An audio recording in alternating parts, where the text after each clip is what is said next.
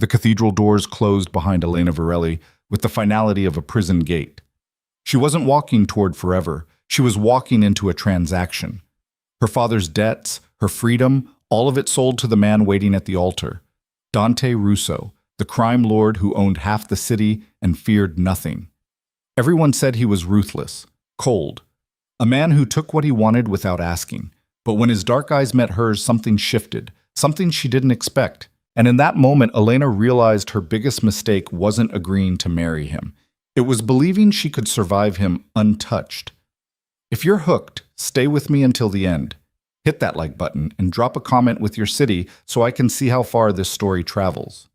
The organ music swelled through the vaulted cathedral, each note echoing off marble columns like a death knell. Elena Varelli kept her eyes fixed on the floor as she moved down the aisle, her hand trembling against her father's arm. The white dress felt like a costume. The flowers smelled too sweet, cloying, making her stomach turn. This wasn't a wedding. It was a surrender. "Keep your head up," her father whispered, his voice tight. "They're watching." They, the families, the businessmen, the politicians who pretended not to know what Dante Russo really did for a living. Everyone who mattered in this city had come to witness her sacrifice, dressed in their finest clothes and wearing their best poker faces.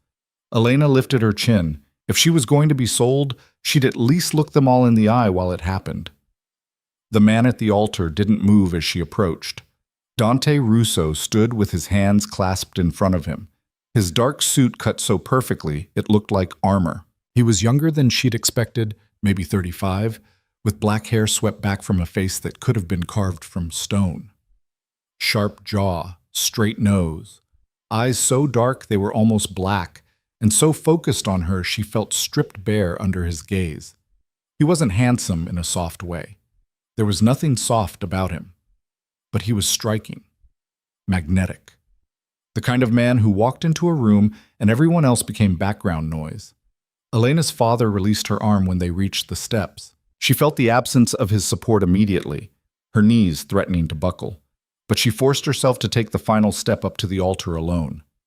Forced herself to meet Dante's eyes. Up close, she could see the fine lines at the corners of his eyes, the faint scar along his left temple, the way his mouth was set in a hard line, like he'd forgotten how to smile years ago. "Elena." His voice was low, rough, not unkind, but not warm either. "Mr. Russo." Her voice came out steadier than she felt. "Dante," he corrected. "We're about to be married. You should use my name." The priest cleared his throat, clearly uncomfortable. Everyone in this room knew what this was. A business deal dressed up in white lace and flowers. Her father owed Dante money, more money than he could ever repay, and this was the payment. One daughter, barely 23, traded for debt forgiveness and protection. Elena barely heard the ceremony. The words washed over her like water, meaningless sounds that would chain her to this man for the rest of her life. When the priest asked if she took Dante to be her husband, she opened her mouth and the "I do" came out automatically, like her body knew there was no other answer. Dante's response was firmer, certain, like he actually meant it. The ring slid onto her finger, a heavy band of platinum with a diamond so large it felt obscene. Dante's hands were warm, his touch careful as he positioned it. Then the priest said the word she'd been dreading. "You may kiss the bride." Elena's breath caught. This was it. The moment he'd take what he'd bought. Dante stepped closer, his presence overwhelming. He was taller than her by nearly a foot, and broader, his shoulders blocking out the light from the stained glass windows. One hand came up to cup her jaw, his thumb brushing her cheekbone with surprising gentleness. He leaned down, his breath warm against her ear. "Relax," he murmured, so quietly only she could hear. "I'm not going to hurt you." Then his lips brushed hers. Brief, chaste, over before she could fully process it. When he pulled back, something flickered in his dark eyes, concern maybe, or calculation. But it was gone before she could identify it. The organ erupted into triumphant music. Dante took her hand and tucked it into the crook of his elbow, and they walked back down the aisle together as husband and wife. Elena felt like she was moving through a dream or a nightmare. She wasn't sure which. The reception was held in the cathedral's garden, under white tents strung with lights that looked like stars. Elena sat at the head table beside Dante, watching the guests eat and drink and pretend this was a normal celebration. Her father kept glancing at her from across the room, his expression guilty and relieved in equal measure. She hated him a little for that relief. "You should eat something." Dante's voice pulled her attention back. He gestured to her untouched plate. "It's going to be a long night." "I'm not hungry." "Eat anyway." Not quite in order, but close. "You're pale." Elena picked up her fork mechanically, forcing herself to take a bite of something that tasted like cardboard in her mouth. Dante watched her for a moment, then returned his attention to the man talking to him, one of the city councilmen, praising the ceremony like he hadn't just witnessed a transaction. As the night wore on, Elena learned to read the patterns. Men approached Dante constantly, wanting a word, a favor, his attention. He gave it sparingly, his responses short and precise. When someone got too familiar, his expression would go cold, and they'd back off immediately. He was feared. That much was obvious. Even at his own wedding, people approached him like he might bite. Around 10, Dante stood and offered her his hand. "Time to go." Elena's stomach dropped. She knew what came next, the wedding night. Her hand shook as she placed it in his. They didn't speak during the drive. Dante's car was a sleek black sedan with windows tinted so dark she couldn't see out. A driver sat up front, silent and professional. Dante sat beside her in the back, his attention on his phone, typing out messages with quick, efficient movements. The mansion appeared suddenly as they rounded a curve, a sprawling estate set back from the road, surrounded by high walls and an iron gate that swung open automatically as they approached. The building itself was massive, all clean lines and modern glass, lit from within like a beacon. "Home," Dante said simply. "Prison," Elena thought. Inside the mansion was even more impressive. Marble floors, high ceilings, art that probably cost more than her father's house. Everything was pristine, perfectly arranged, like a museum. A woman in her 50s appeared from a side hallway, her gray hair pulled back in a neat bun. "Mr. Russo, Mrs. Russo." She nodded to each of them. "I'm Maria, the head housekeeper. I've prepared the main bedroom suite for you both." "Thank you, Maria." Dante's tone warmed slightly when he spoke to her. "This is Elena. She'll need anything she asks for." Maria's expression softened as she looked at Elena. "Of course, welcome, dear. If you need anything at all, just press the call button in your room." "Your room, not our room." Elena caught the distinction and filed it away. Dante led her upstairs down a long hallway lined with doors. He stopped at the last one and pushed it open, gesturing for her to enter first. The bedroom was enormous.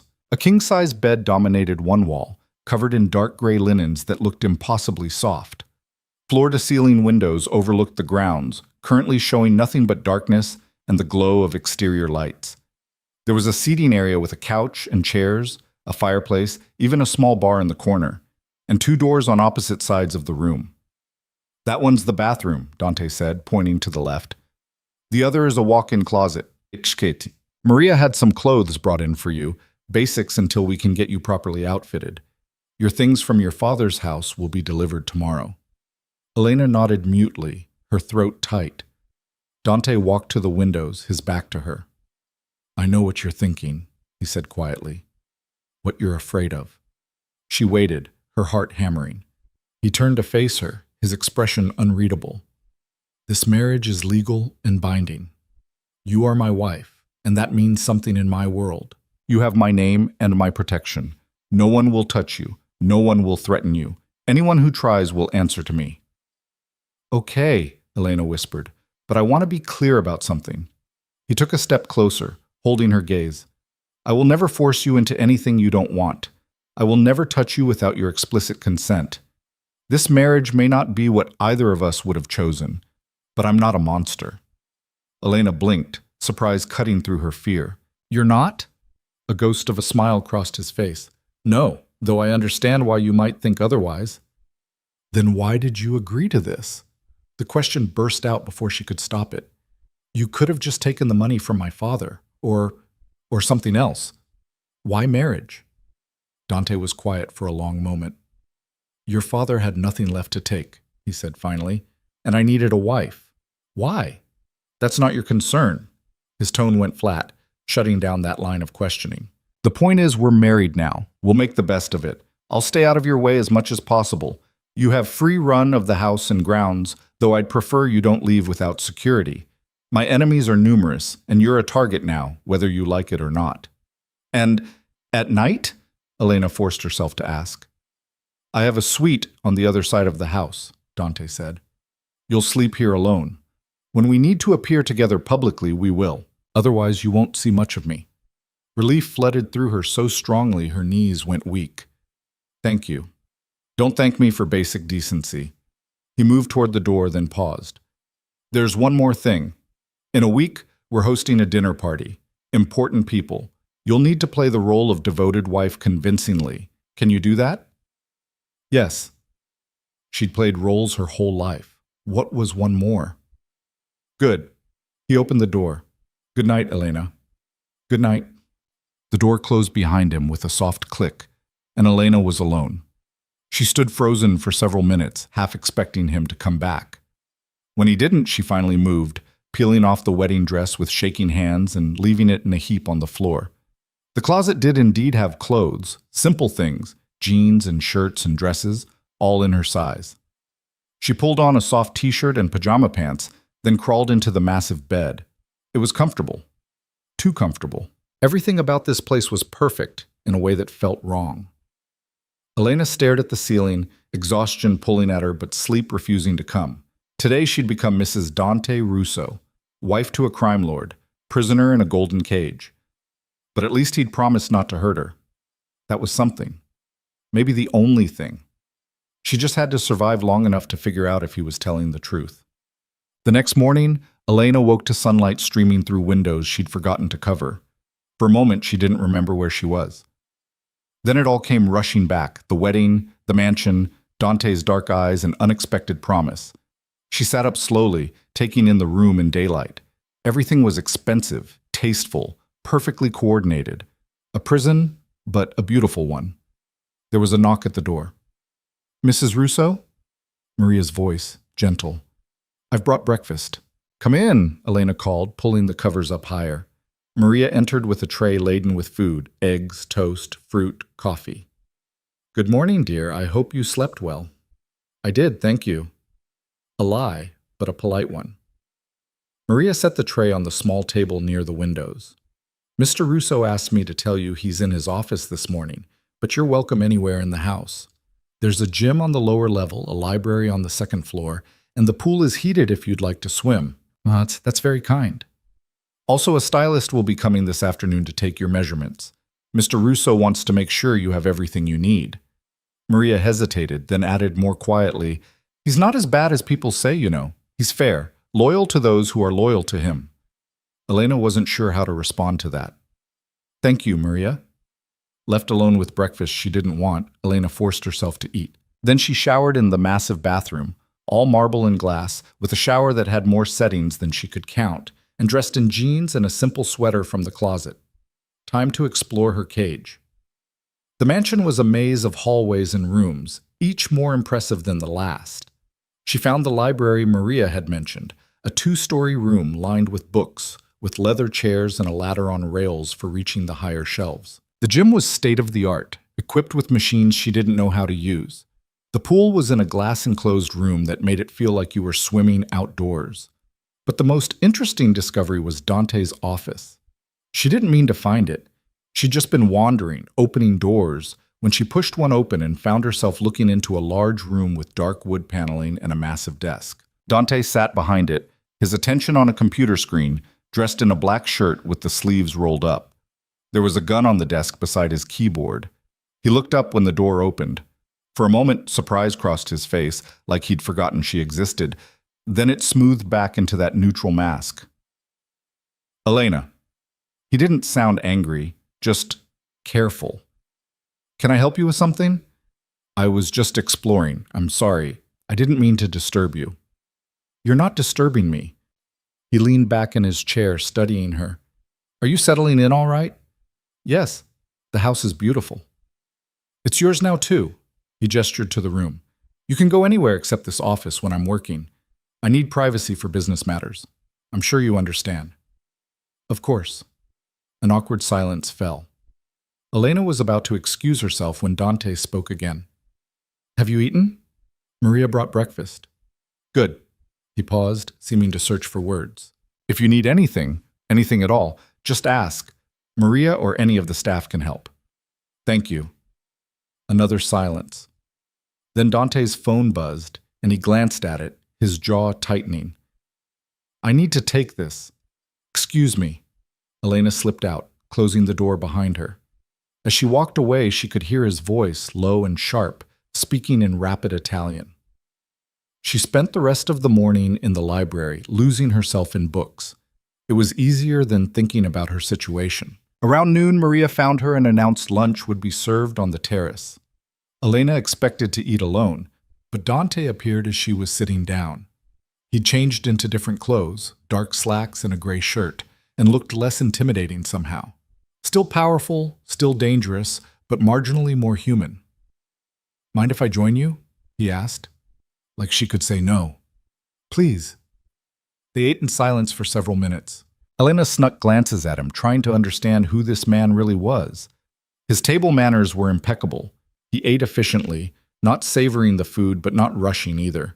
Everything he did seemed calculated, controlled. You don't have to be afraid of me, he said suddenly, not looking up from his plate. Elena's fork clattered against her plate. I'm not afraid. You are. Now he did look at her, those dark eyes seeing too much. I can tell. You barely breathe when I'm in the room. She couldn't deny it, so she said nothing. Dante set down his fork. Let me make something clear. I need this marriage to work, at least publicly. That means we need to be able to exist in the same space without you looking like you're about to bolt. So I'm going to ask you directly, what do you need from me to feel more comfortable? The question surprised her. I don't know. Think about it, because we have that dinner party in a few days, and I need you to be able to stand next to me and smile without flinching every time I move. I don't flinch, Elena protested. You do. But his tone wasn't cruel. It's subtle, but it's there. I'm not blaming you. I know what people say about me. But for this to work, you need to trust that I meant what I said last night. I won't hurt you. Elena met his gaze, searching for deception and finding only calm certainty. Okay, she said quietly. I'll try. That's all I ask. He picked up his fork again. Now eat. You still look too pale. The stylist arrived that afternoon, along with 2 assistants carrying garment bags and sample books. Elena spent 2 hours being measured and consulted on styles, colors, occasions. It was overwhelming, but also strangely exciting. She'd never had money for nice clothes before. Dante appeared halfway through, leaning in the doorway of the sitting room where the fitting was taking place. How's it going? The lead stylist, a thin woman named Giselle, turned with a bright smile. Wonderfully. Your wife has an excellent eye. She'll look stunning in everything we've selected. I'm sure she will. Dante's gaze moved to Elena, lingering for a moment. Make sure she has options for the dinner party. Something that makes a statement. Already planned, Giselle assured him. Red, I think, to match that beautiful ring. After they left, Elena found herself alone again. She wandered through the house, feeling restless and trapped despite the massive space. Eventually, she ended up back in the library, curled up in one of the leather chairs with a novel she wasn't really reading. That's where Dante found her an hour later. There you are. He stood in the doorway, jacket off, looking tired. Dinner's ready. I'm not really hungry. Eat anyway. The same command as last night. He walked further into the room, studying the bookshelves. You like to read? When I can. These are all yours now. Take whatever you want. He pulled a book down randomly, flipped through it, put it back. I don't have much time for fiction anymore. What do you read? Military strategy, economics, history. He shrugged. Useful things. Fiction can be useful too, Elena said quietly. It teaches you about people, how they think, what they want. Dante looked at her with something that might have been surprise. That's true. I hadn't thought of it that way. They ate dinner together in the formal dining room, a space so large their voices echoed slightly. The food was excellent, but Elena barely tasted it. She was too aware of Dante across the table, his presence dominating the space even in silence. "Tell me about yourself," he said halfway through the meal. "What do you want to know?" "Anything. Everything.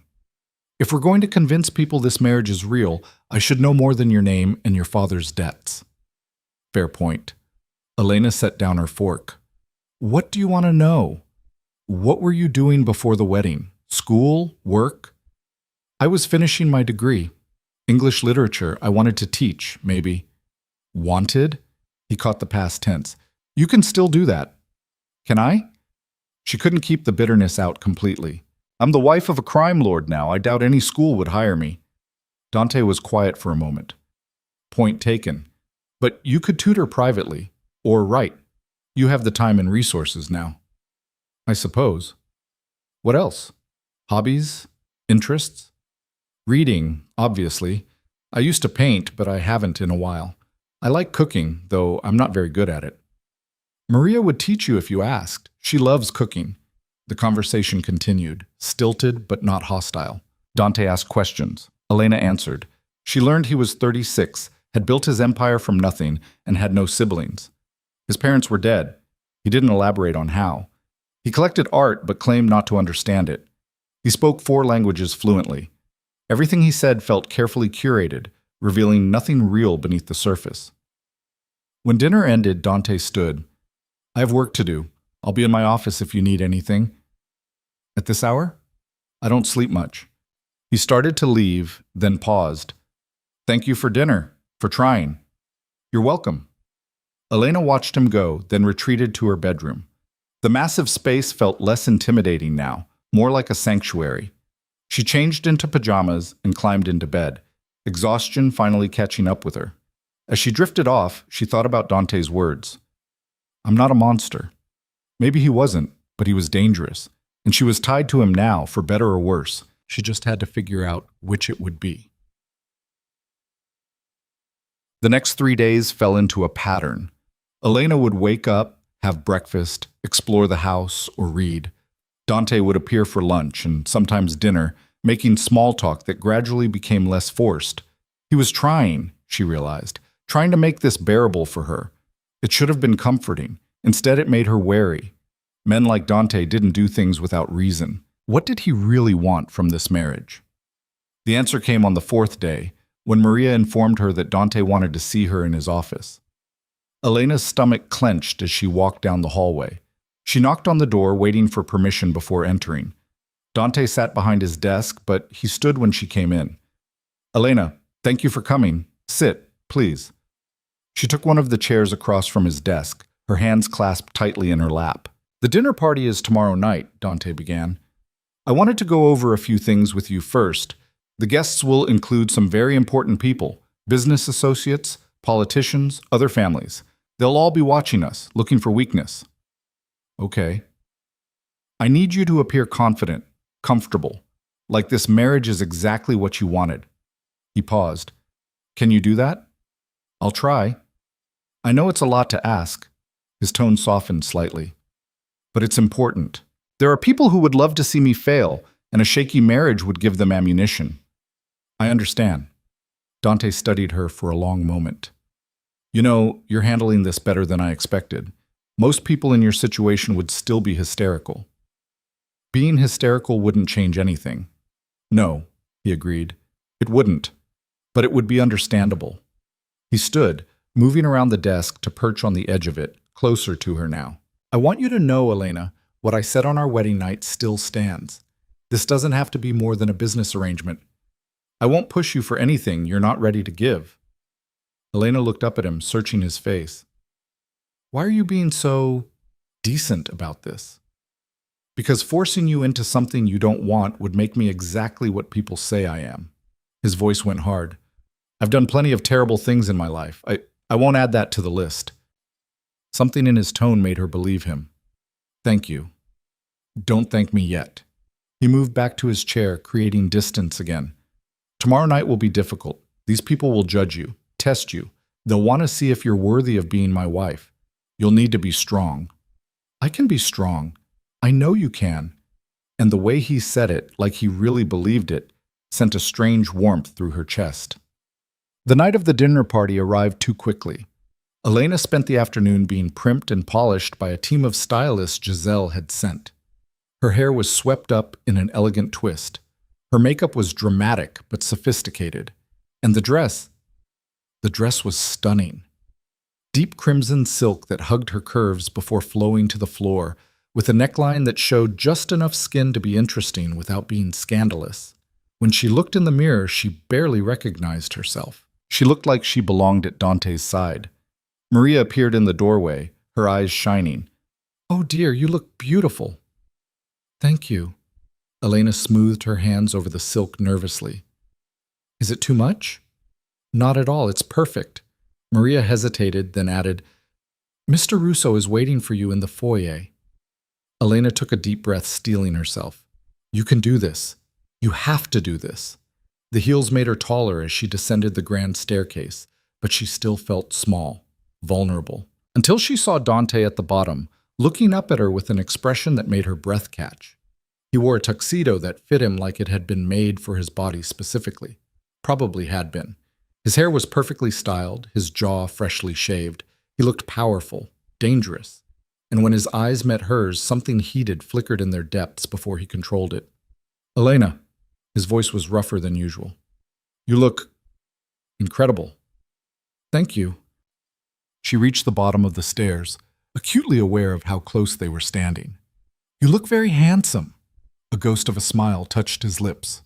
"Shall we?" He offered his arm. She took it, feeling the solid strength of him beneath the expensive fabric. Together, they walked toward the sound of voices and clinking glasses coming from the dining room. Here we go, Elena thought. Time to play the devoted wife.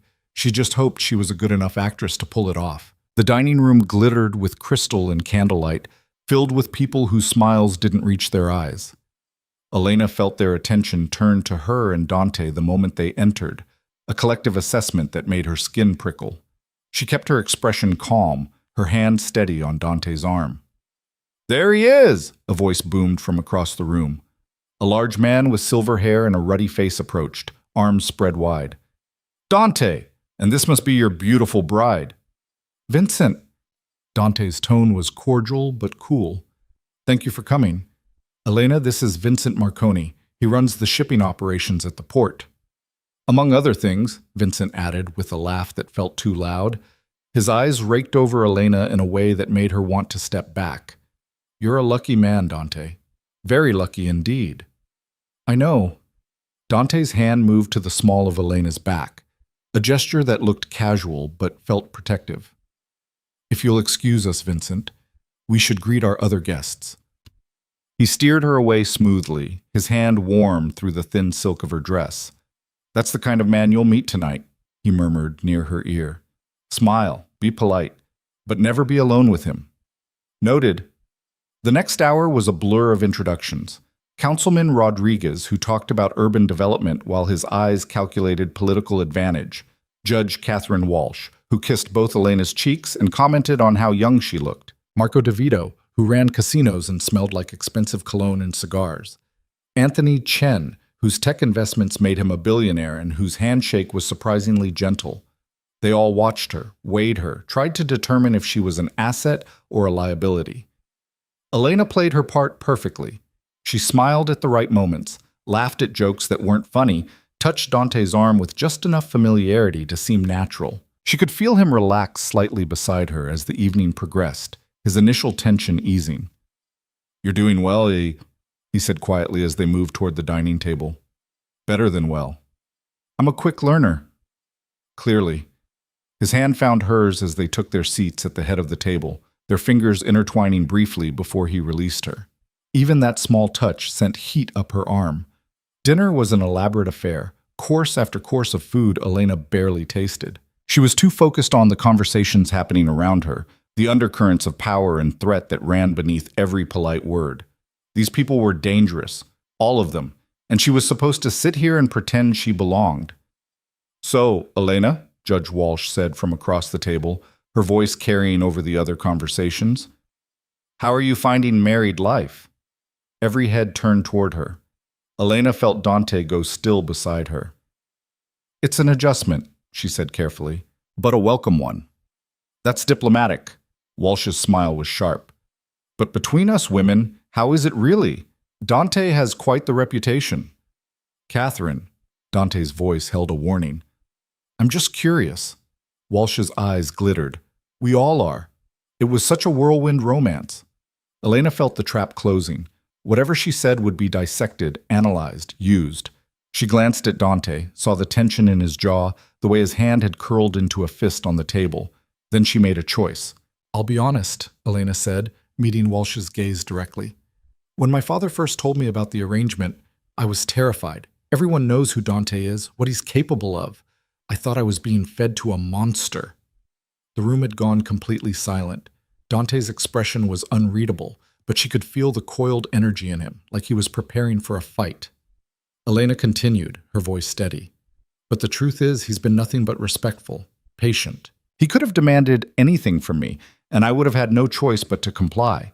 Instead, he's given me space, freedom, a home that's become mine as much as his. She reached over and placed her hand on top of Dante's clenched fist, feeling the muscles loosen slightly under her touch. So yes, it's an adjustment, but not the nightmare I expected. The silence stretched for another heartbeat. Then Vincent Marconi started clapping, breaking the tension. Well said. Well said indeed. Others joined in, the applause scattered but genuine. Judge Walsh's smile had become fixed, like she'd bitten into something sour.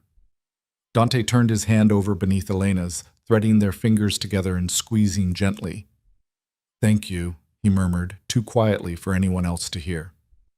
The rest of dinner passed more smoothly. People relaxed, conversations flowed, and Elena found herself almost enjoying parts of it. Almost. She caught the way men looked at her when they thought Dante wasn't watching, the speculation in their eyes. The way women assessed her jewelry, her dress, trying to calculate her worth. After dinner, guests mingled in the drawing room with drinks and cigars. Elena excused herself to the powder room, needing a moment away from the scrutiny. The bathroom was as elegant as the rest of the house. Marble and gold fixtures, a mirror framed in ornate scrollwork. Elena stared at her reflection, barely recognizing the woman looking back. Was this who she was now? Dante Russo's wife, playing games with people who could destroy her without blinking?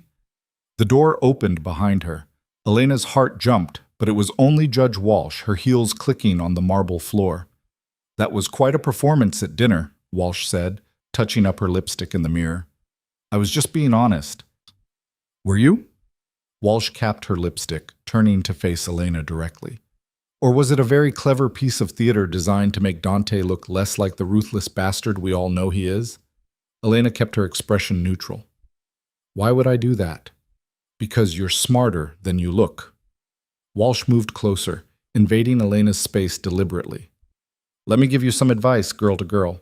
Men like Dante don't change. They don't suddenly become good husbands just because they put a ring on your finger. Whatever he's showing you now, it's an act. Eventually you'll see who he really is, and by then, it'll be too late to run. I'm not planning to run. Everyone plans to run eventually. Walsh's smile was pitying. Some just don't make it out. She left, her perfume lingering in the air like poison. Elena gripped the edge of the sink, her hands shaking slightly. Was Walsh right? Was she being naive, believing Dante's promises? When she returned to the drawing room, Dante was deep in conversation with Anthony Chen and Marco DeVito. His eyes found her immediately, though, tracking her movement across the room with an intensity that made her breath catch. She gave him a small smile, trying to signal she was fine. His expression said he didn't believe her. The party finally began winding down around midnight. Guests made their farewells, praising the evening and making promises to see each other soon. Elena's face hurt from smiling. Her feet ached in the heels, and exhaustion pulled at her like a physical weight. Finally, the last guest left. The door closed, and Elena sagged against the wall, her careful composure cracking. You did beautifully, Dante said, shrugging off his jacket. I mean it. You were perfect. I don't feel perfect. I feel like I just ran a marathon. These events are exhausting, even for me. He loosened his tie, the gesture somehow intimate in the quiet house. Come on, let's get you upstairs. They climbed the staircase together, neither speaking. When they reached Elena's bedroom door, Dante paused. What Judge Walsh said to you in the bathroom, he began. I saw her follow you. I'm assuming it wasn't pleasant. You assume correctly. She's trying to scare you, drive a wedge between us. His jaw tightened. Catherine Walsh has hated me for years. Her son was involved in some bad business, and I handled it. She blames me for his current situation. What situation? He's in prison. Dante's tone was flat. Where he belongs. Elena absorbed this. She said you'll eventually show your true colors, that I'm naive for believing otherwise. And what do you believe? She looked up at him, studying his face in the dim hallway light. I don't know yet, but I don't think you're a monster. If you were, you wouldn't have given me a choice. Something shifted in his expression. Surprise, maybe, or something deeper. Elena? Good night, Dante. She opened her door quickly before whatever was building between them could become something more. Thank you for tonight. Good night. She closed the door and leaned against it, her heart racing. Through the wood, she heard his footsteps retreat down the hallway. Only then did she allow herself to breathe. The next morning, Elena woke late, her body demanding the rest it had been denied. When she finally made it downstairs, she found Dante in the breakfast room, reading a newspaper with a cup of coffee. Good morning, he said without looking up. There's fresh coffee in the pot. Elena poured herself a cup, adding cream and sugar. Did I miss anything important? Just the usual disaster that is world news. He folded the paper, setting it aside. I wanted to talk to you about something. Her stomach tightened. Okay. Last night proved that you can handle yourself in my world. You impressed a lot of people who aren't easily impressed. He paused, seeming to choose his words carefully. I think it's time we started appearing more together. Not just at formal events, but in daily life. Dinners out, charity functions, that sort of thing. Why? Because right now we're still a curiosity. People are waiting to see if this marriage will last. The more we're seen as a unit, the less they'll question it. So more performances. Yes. He met her gaze. I know it's not ideal, but it's necessary. Elena sipped her coffee, thinking. What's in it for me? Dante blinked, clearly not expecting the question. What do you mean? You're asking me to spend more time playing a role, being scrutinized, probably dealing with more people like Judge Walsh. What do I get in return? A slow smile crossed his face, the first real smile she'd seen from him. It transformed his features, making him look younger, less dangerous. You're negotiating with me. I like that. Everything's a negotiation, isn't it? In your world? True. He leaned back in his chair, considering. What do you want? Freedom, Elena said immediately. Real freedom, to come and go as I please without armed guards following me everywhere, to make my own decisions about how I spend my time. Elena, the security isn't negotiable. My enemies are your problem, not mine. She set down her cup. You said I have your protection. Prove it. Let me live like a normal person, not a prisoner. Dante was quiet for a long moment, his dark eyes searching her face. You're asking me to risk your safety. I'm asking you to trust me, and to let me trust myself. She held his gaze. I'll be careful. I won't do anything stupid, but I can't live in this house forever, only leaving when you need me to smile for an audience. You're right. The admission seemed to cost him something. You're absolutely right. Okay, you can have more freedom, but I want you to carry a phone with GPS tracking, and if there's ever a threat, you get security immediately. No arguments. Deal. They shook hands across the table, the touch brief but electric. When Elena pulled away, her palm tingled. So, Dante said, clearing his throat, since we're renegotiating terms, is there anything else you want? Elena thought about it. Answers? Real ones? You know everything about me, but I know almost nothing about you. What do you want to know? Everything. She leaned forward. Who you really are. How you became this. What you actually want from this marriage beyond the public appearance of legitimacy. Dante's expression shuddered slightly. Some of those answers aren't pretty. I didn't expect them to be. He studied her for another long moment, then stood. Come with me. Elena followed him through the house, past the library and the formal rooms, to a door she'd never noticed before. Dante pressed his thumb to a scanner, and the lock clicked open. Beyond was a room that looked like a command center. Multiple screens showed security feeds from around the property and what looked like other locations throughout the city. A desk held several computers and stacks of files. Maps covered one wall, marked with pins and notes. "This is the real heart of my operation," Dante said, closing the door behind them. "Very few people are allowed in here, but if you want answers, you should see what you're really asking about." Elena moved to the maps, studying the markers. Some she recognized: the port, downtown buildings, neighborhoods. Others meant nothing to her. "I control most of the shipping that comes through this city," Dante explained. "Legitimate and otherwise. I have interests in construction, real estate, several restaurants and clubs. I launder money for people who need their finances to look clean. I provide protection to businesses in exchange for payment, and occasionally I handle problems that the law can't or won't touch." "Problems?" Elena's voice was barely a whisper. "Bad people doing bad things. I stop them." His tone was matter of fact. "Sometimes permanently." Elena turned to face him. "You kill people." "When necessary, when they've proven themselves too dangerous to live." He didn't flinch from her gaze. "I'm not a good man, Elena. I've never claimed to be. But I have rules. I don't hurt innocents. I don't traffic in human lives. I don't peddle drugs that destroy communities. The people I eliminate are predators who prey on the weak." "And who decides who deserves to die? You?" "Yes. Simple, direct, along with information from sources I trust. I don't act on impulse or emotion. Every decision is carefully considered." Elena's mind reeled. She'd known, intellectually, what Dante was. But hearing him say it so plainly, standing in this room that coordinated violence and crime, made it real in a way it hadn't been before. "Why are you showing me this?" she asked. "Because you asked for the truth." Dante moved closer, his presence overwhelming in the enclosed space. "Because I'm tired of pretending with you. You're my wife. You should know who you're tied to, and if I can't handle it, then we figure out what comes next." His voice softened slightly. "But I don't think you're going to run. I think you're stronger than you believe." Elena looked around the room again, at the evidence of Dante's empire laid out in stark detail. He was right. She could run. Demand an annulment, go back to her father's house, pretend none of this had happened. But Walsh's words echoed in her mind. Everyone plans to run eventually. Some just don't make it out. Maybe the trick was not to run at all. Maybe the trick was to stand her ground and figure out how to survive in this new reality. "Okay," she said finally. "Show me more. Explain how it all works." Dante's eyes widened slightly. Surprise again, breaking through his control. "You're sure?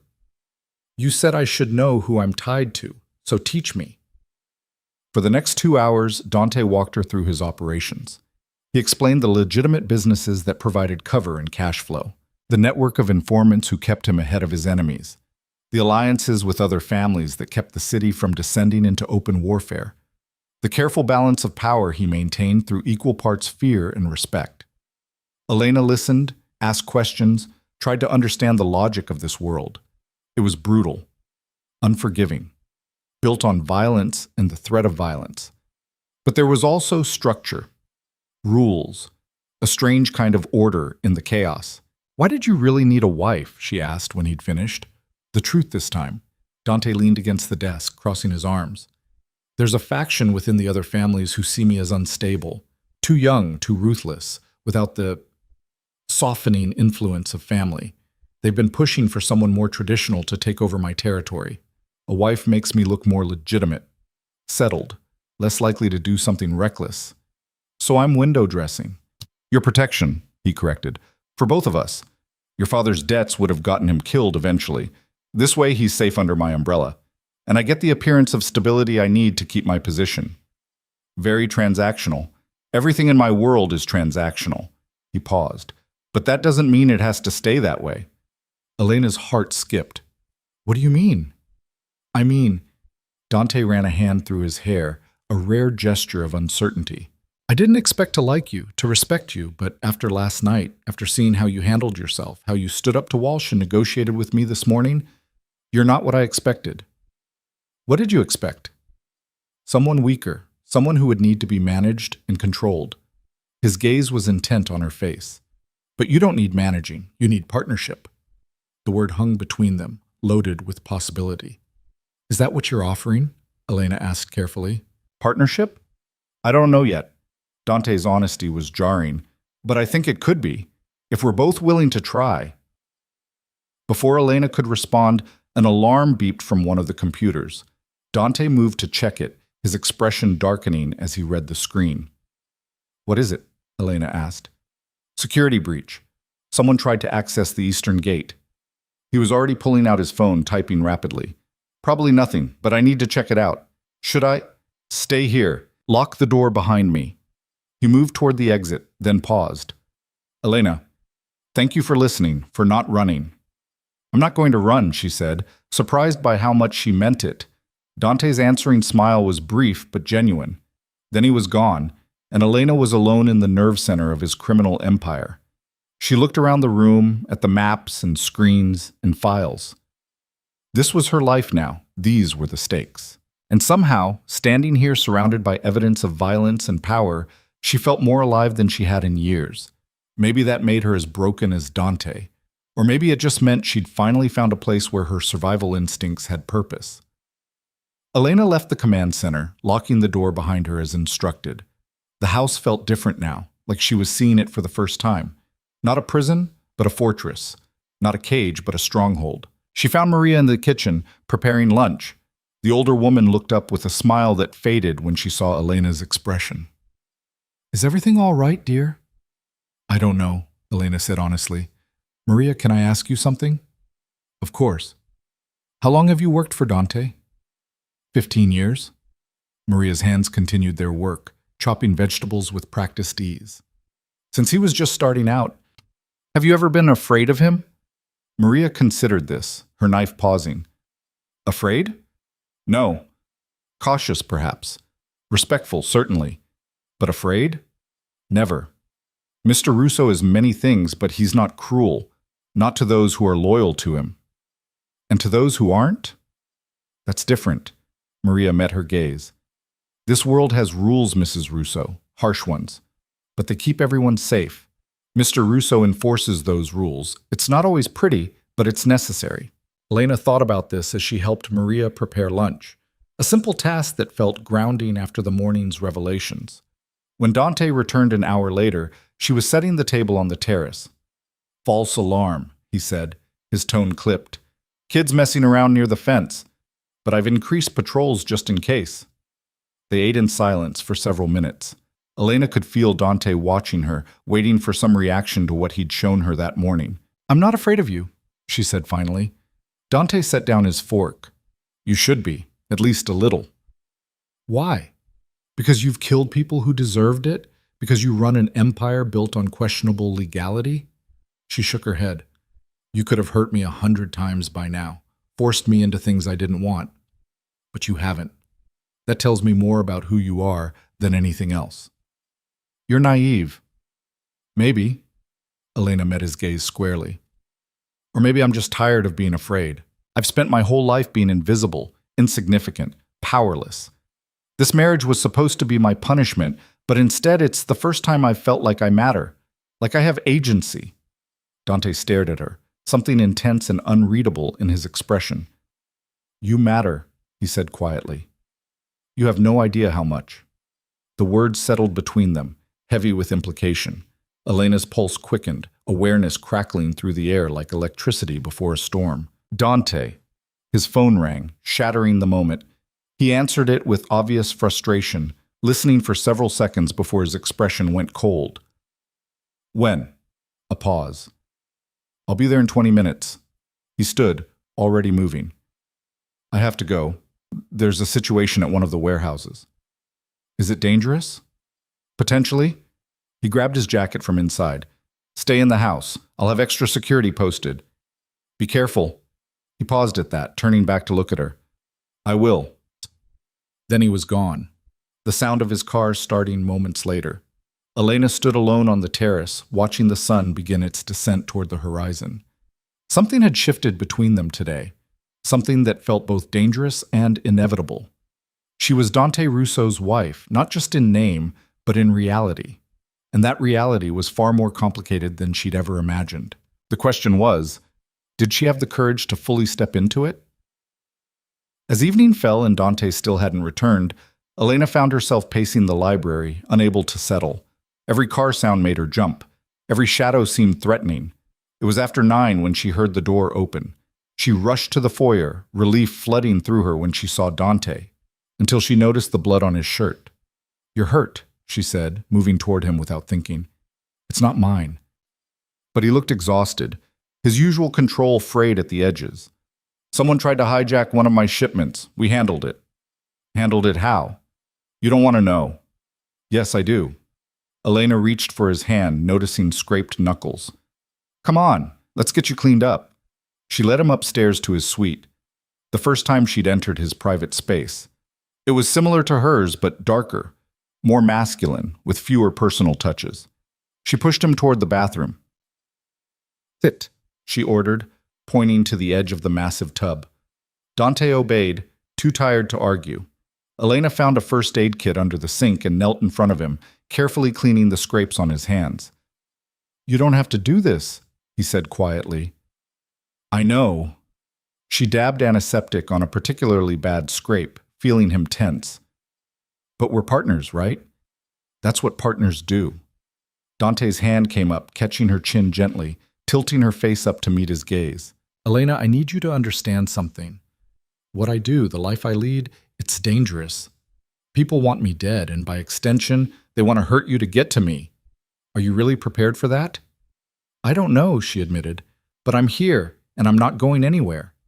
The air between them felt charged, heavy with tension that had been building for days. Dante's thumb brushed across her lower lip, the touch feather light but sending heat racing through her. "You're playing a dangerous game," he murmured. "So are you."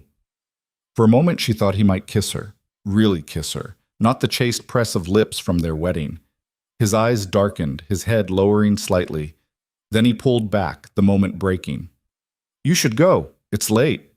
Elena stood, feeling dismissed and frustrated in equal measure. "Good night, Dante." "Good night."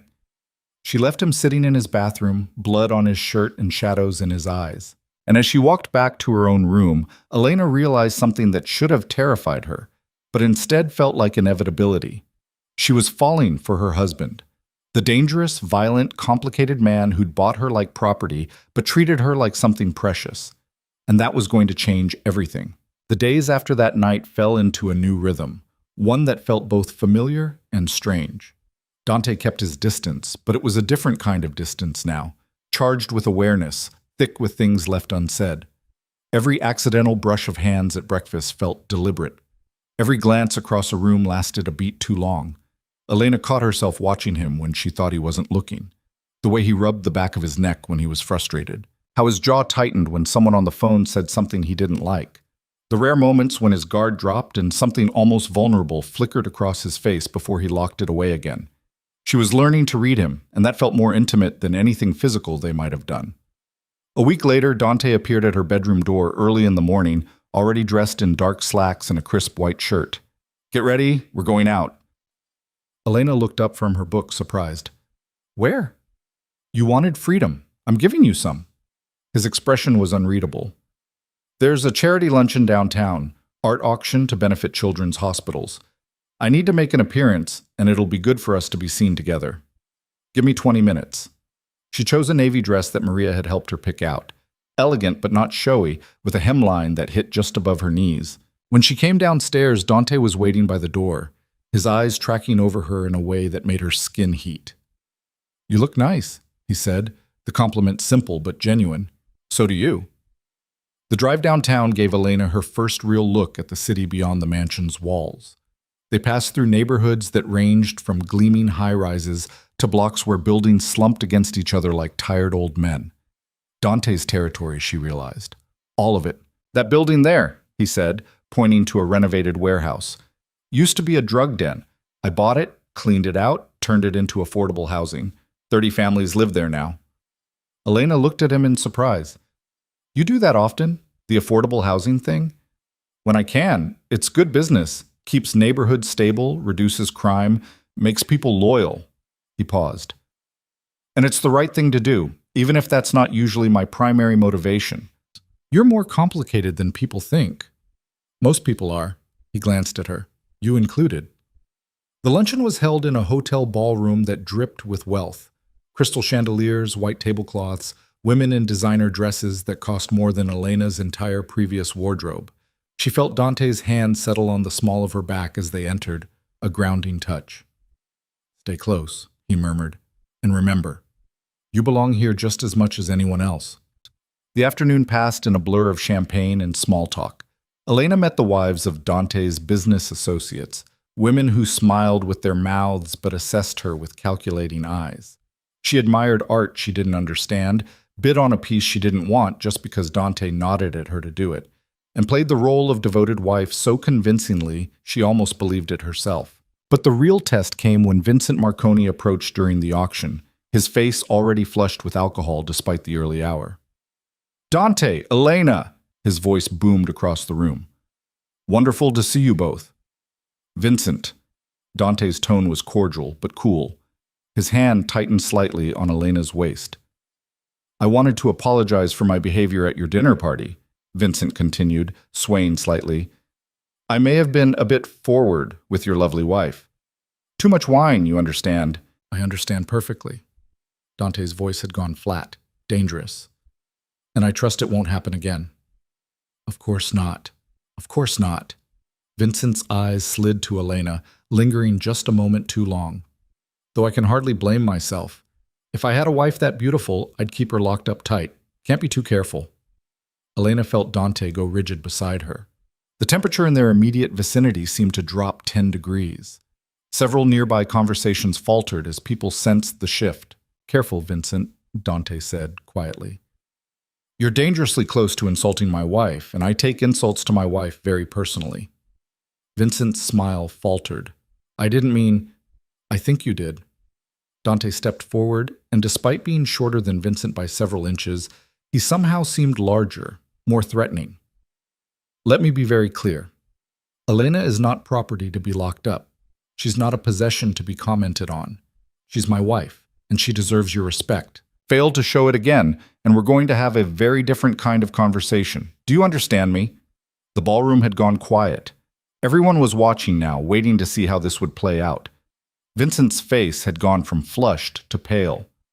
I understand. My apologies, Mrs. Russo. I meant no disrespect. Apology accepted, Elena said, her voice steady despite her racing heart. Dante held Vincent's gaze for another long moment, then nodded. Enjoy the rest of the auction, Vincent. They walked away, Dante's hand still at Elena's back, and gradually the conversations around them resumed. But Elena could feel the stares, hear the whispers. Dante had just made a very public statement about her value to him. You didn't have to do that, she said quietly when they were out of earshot. Yes, I did. His jaw was still tight. Vincent needed to understand the line. They all did. The line? That you're not to be touched, not to be threatened, not even to be looked at wrong. He stopped walking, turning to face her. You're under my protection, Elena. That means something in this world. It means you're untouchable. I'm not fragile.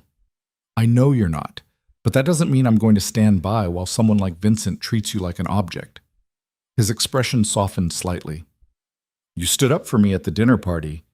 This is me standing up for you. Something warm unfurled in Elena's chest. Thank you. Don't thank me. It's what a husband should do.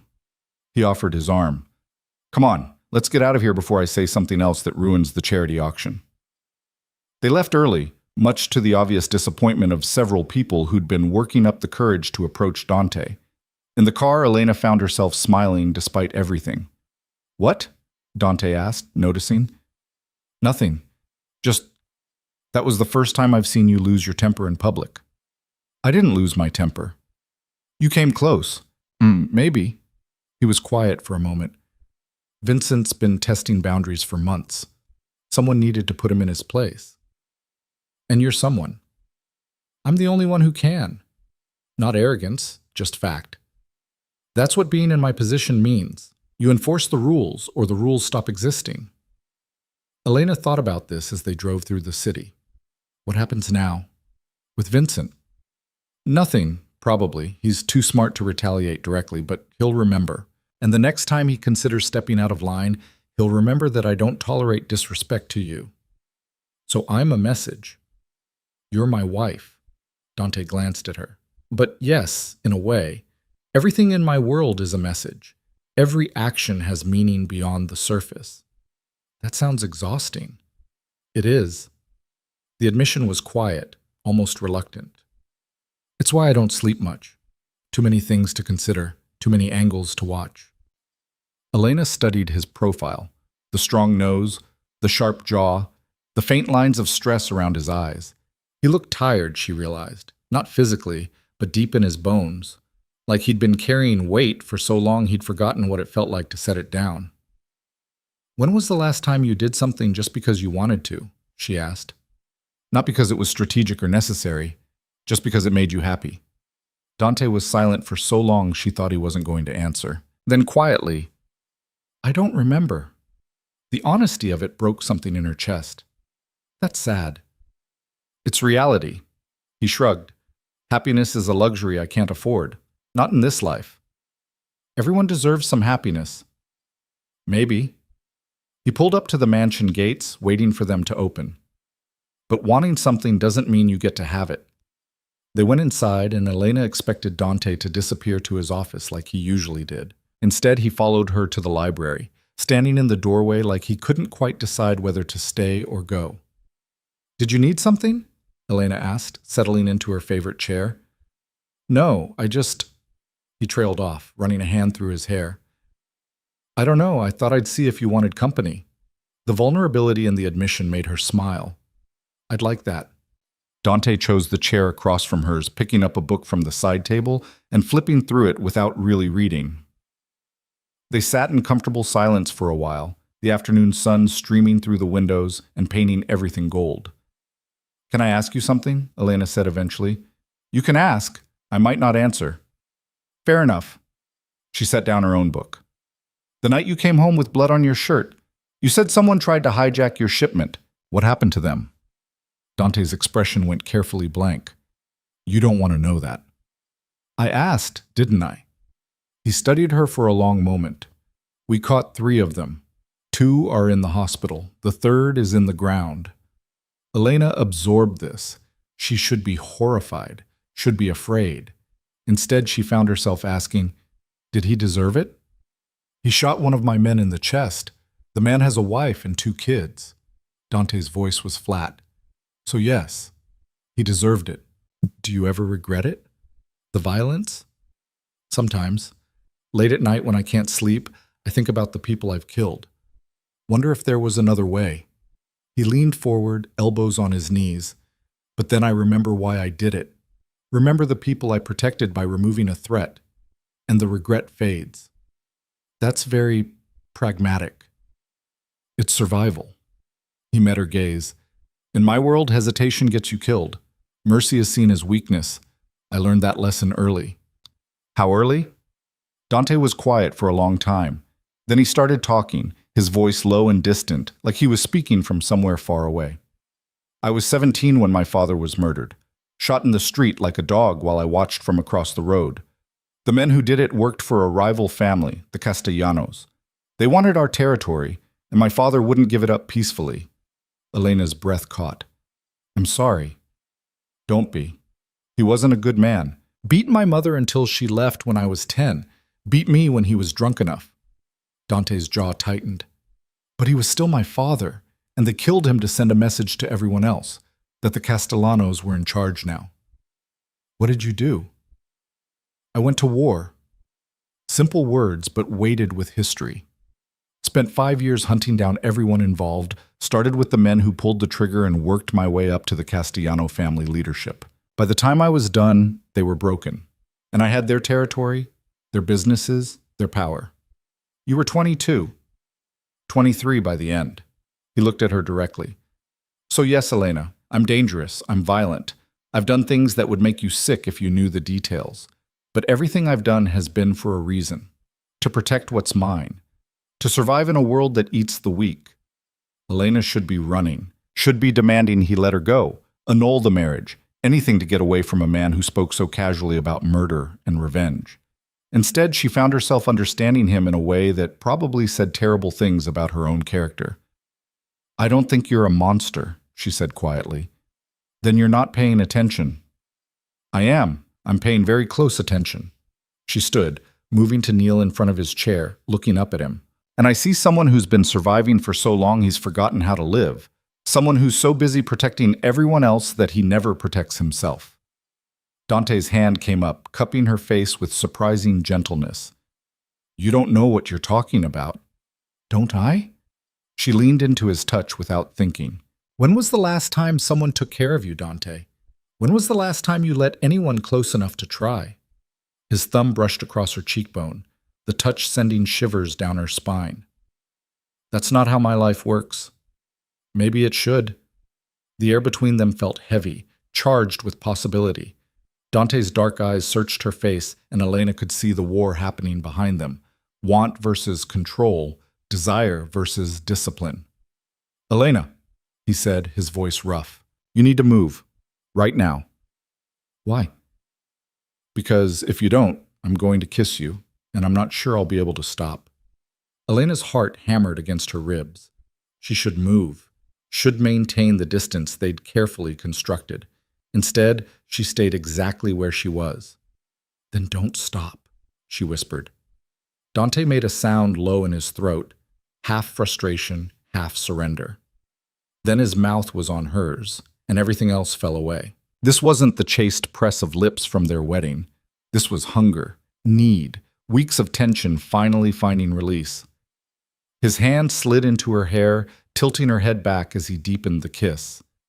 Elena's hands came up to grip his shoulders, anchoring herself against the onslaught of sensation. He kissed like he did everything else, with absolute focus and devastating control. But beneath the control, Elena could feel something wilder straining to break free, something that wanted to consume and possess and claim. When they finally broke apart, both breathing hard, Dante rested his forehead against hers. "This is a mistake," he said, but he didn't let go. "Probably. We should stop." "We should." Elena kissed him again, softer this time. "But I don't want to." "Elena." The sound of a phone ringing shattered the moment. Dante pulled back, cursing under his breath as he answered it. "What?" His tone was sharp. Then his expression changed, going from irritated to cold in an instant. "When? Where?" A pause. "I'm on my way." He stood, already moving toward the door. "I have to go. There's been an incident at one of the clubs." "What kind of incident?" "The kind that requires my immediate attention." He stopped at the doorway, looking back at her. His eyes were still dark with want, but his expression had gone hard again. Back to business. "Elena, what just happened?" "We'll talk about it later," she said, even though her lips still tingled and her pulse still raced. "Go. Handle your crisis." He nodded once, then was gone. Elena sank back into her chair, touching her fingers to her mouth. What had she just done? What were they doing? She didn't have answers. All she knew was that everything had changed again. The careful distance they'd maintained had shattered, and there was no putting it back together. The question was, what would they build in its place? Hours passed with no word from Dante. Elena tried to read, to watch television, to do anything that would distract her from replaying that kiss over and over in her mind. Nothing worked. Around midnight, she gave up on sleep and went downstairs for water. That's when she heard voices coming from Dante's office. His voice, low and angry, and another she didn't recognize. "Told you this would happen. You can't keep pushing them without consequences." "I know what I'm doing, Marco." Dante's voice was tight with controlled fury. "The Castellanos are testing boundaries.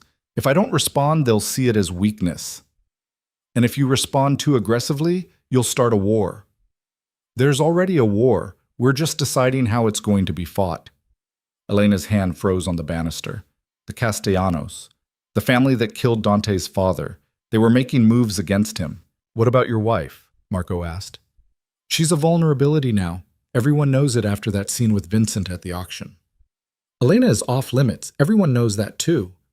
Knowing it and respecting it are different things. If the Castellanos want to hurt you, she's an easy target." Then they'll die trying. The finality in Dante's tone sent chills down Elena's spine. No one touches her. I don't care who they are or what they think they can get away with. Elena is protected. Understood? Understood. But Dante, you're getting attached. That makes you vulnerable. I'm handling it. Are you? Because from where I'm standing, it looks like you're falling for your own wife. And in our world, that's dangerous. Silence. Elena held her breath, waiting for Dante's response.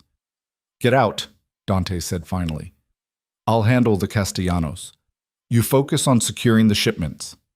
Elena heard footsteps and quickly ducked into the kitchen before Marco could see her. She waited until she heard the front door close, then made her way back toward the stairs. Dante was standing in the hallway outside his office, still dressed in the blood-spattered clothes he must have been wearing when he left. He looked exhausted, dangerous, and somehow still impossibly magnetic. How much did you hear? He asked without turning around. Enough. No point in lying.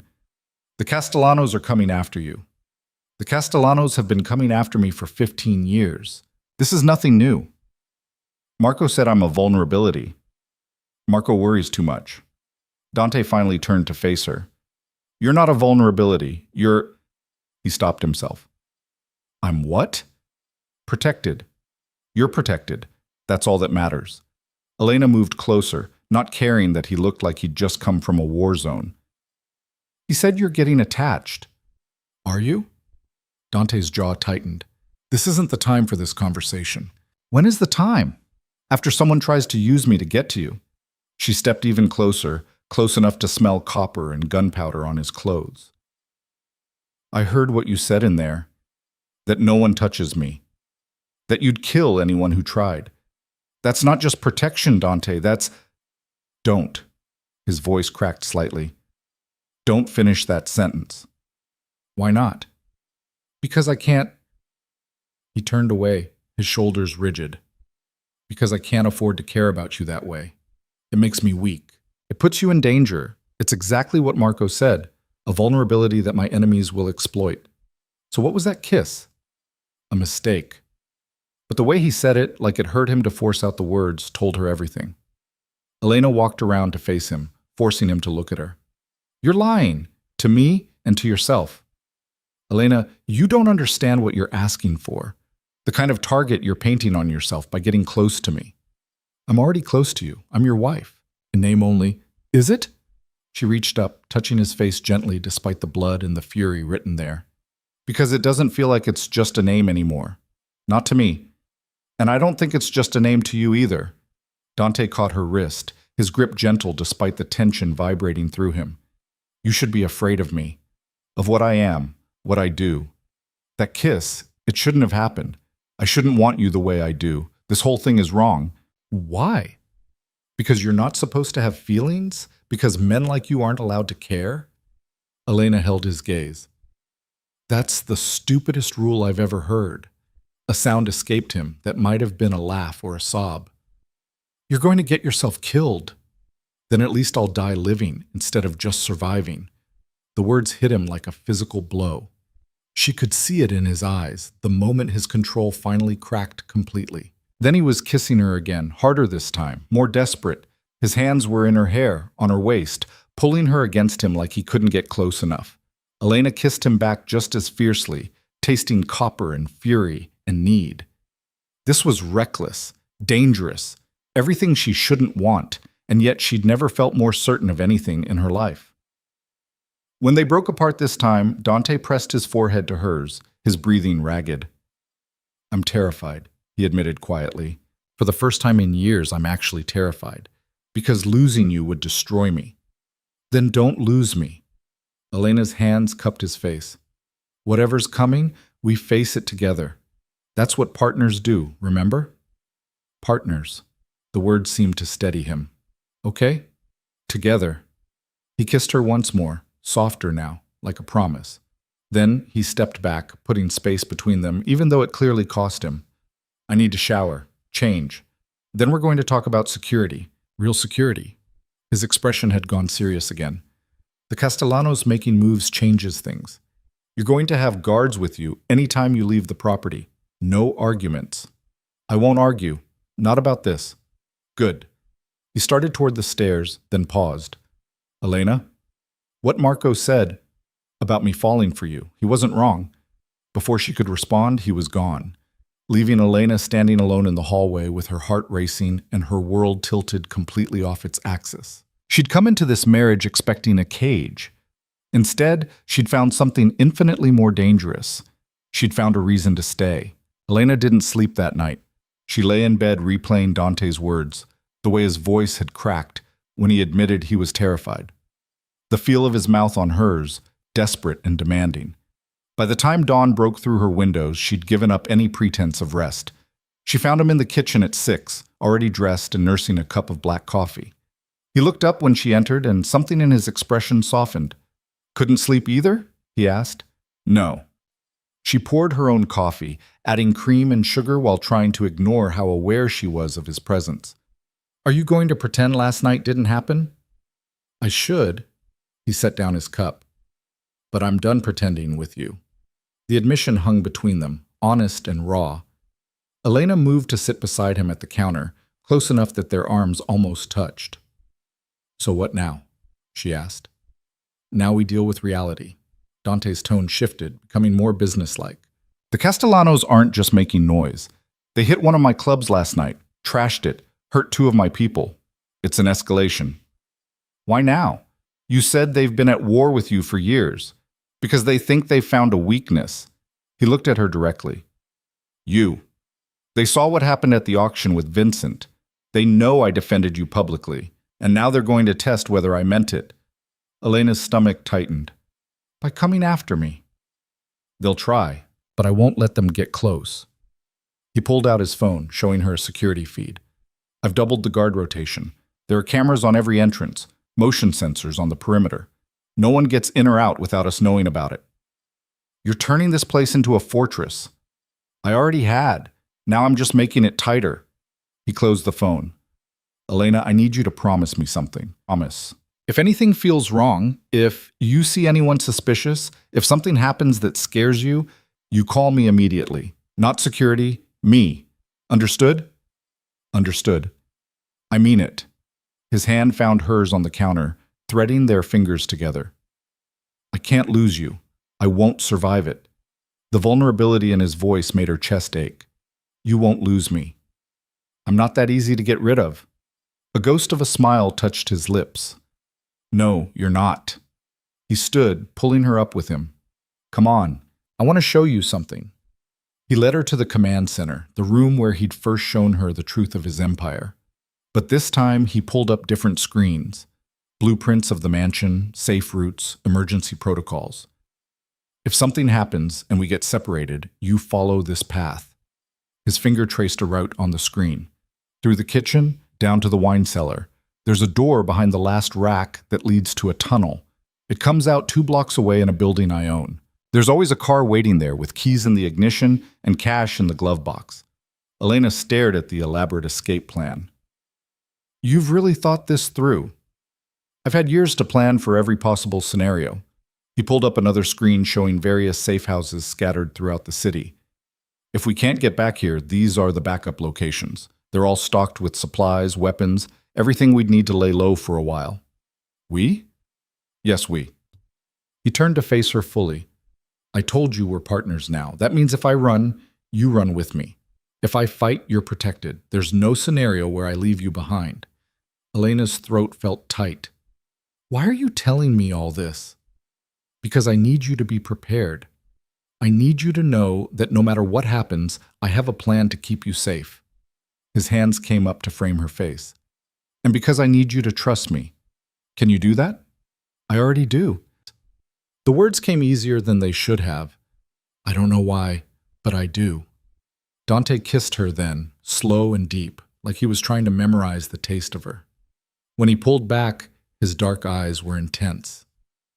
I have to go out today. Meetings with the other families trying to de-escalate before this turns into open warfare. I need you to stay here. Don't leave the property for any reason. How long will you be gone? Most of the day. Maybe into the evening. He brushed a strand of hair back from her face. I know you hate being confined, but just for today, please, let me handle this without worrying about where you are. Okay. She caught his hand, holding it against her cheek. Be careful. Always am. He kissed her forehead, then her lips, then stepped back like it physically hurt him to create distance. Maria will be here if you need anything. And Elena, the security team has orders to shoot first and ask questions later if anyone tries to breach the perimeter, so don't go wandering outside. That's comforting. It's realistic.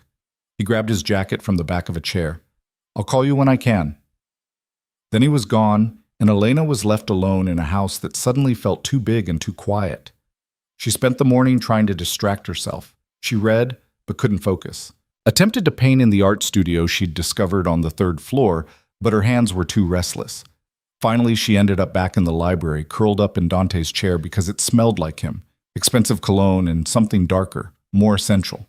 Around noon, Maria brought lunch and tried to make conversation, but Elena's mind was elsewhere. Somewhere in the city, Dante was negotiating with people who wanted him dead. People who would use her to hurt him if they got the chance. The thought made her feel helpless in a way she hated. She'd spent so much of her life powerless, at the mercy of circumstances she couldn't control. This marriage was supposed to be more of the same, another situation where she had no agency, no choice. But instead, it had become something she wanted to fight for, someone she wanted to protect. The irony wasn't lost on her. Her phone rang at 2, Dante's name flashing on the screen. She answered immediately. How's it going? She asked. About as well as expected, which is to say, terribly. He sounded tired. The Castellanos are refusing to back down. They want compensation for territory they claim I took from them 15 years ago. That's ridiculous. You won that territory fairly. Fairly is relative, but yes, their claim has no merit. This is just posturing. They want to see if they can push me into a corner. He paused. How are you holding up? I'm fine. Bored, but fine. Bored is safe. I'll take bored.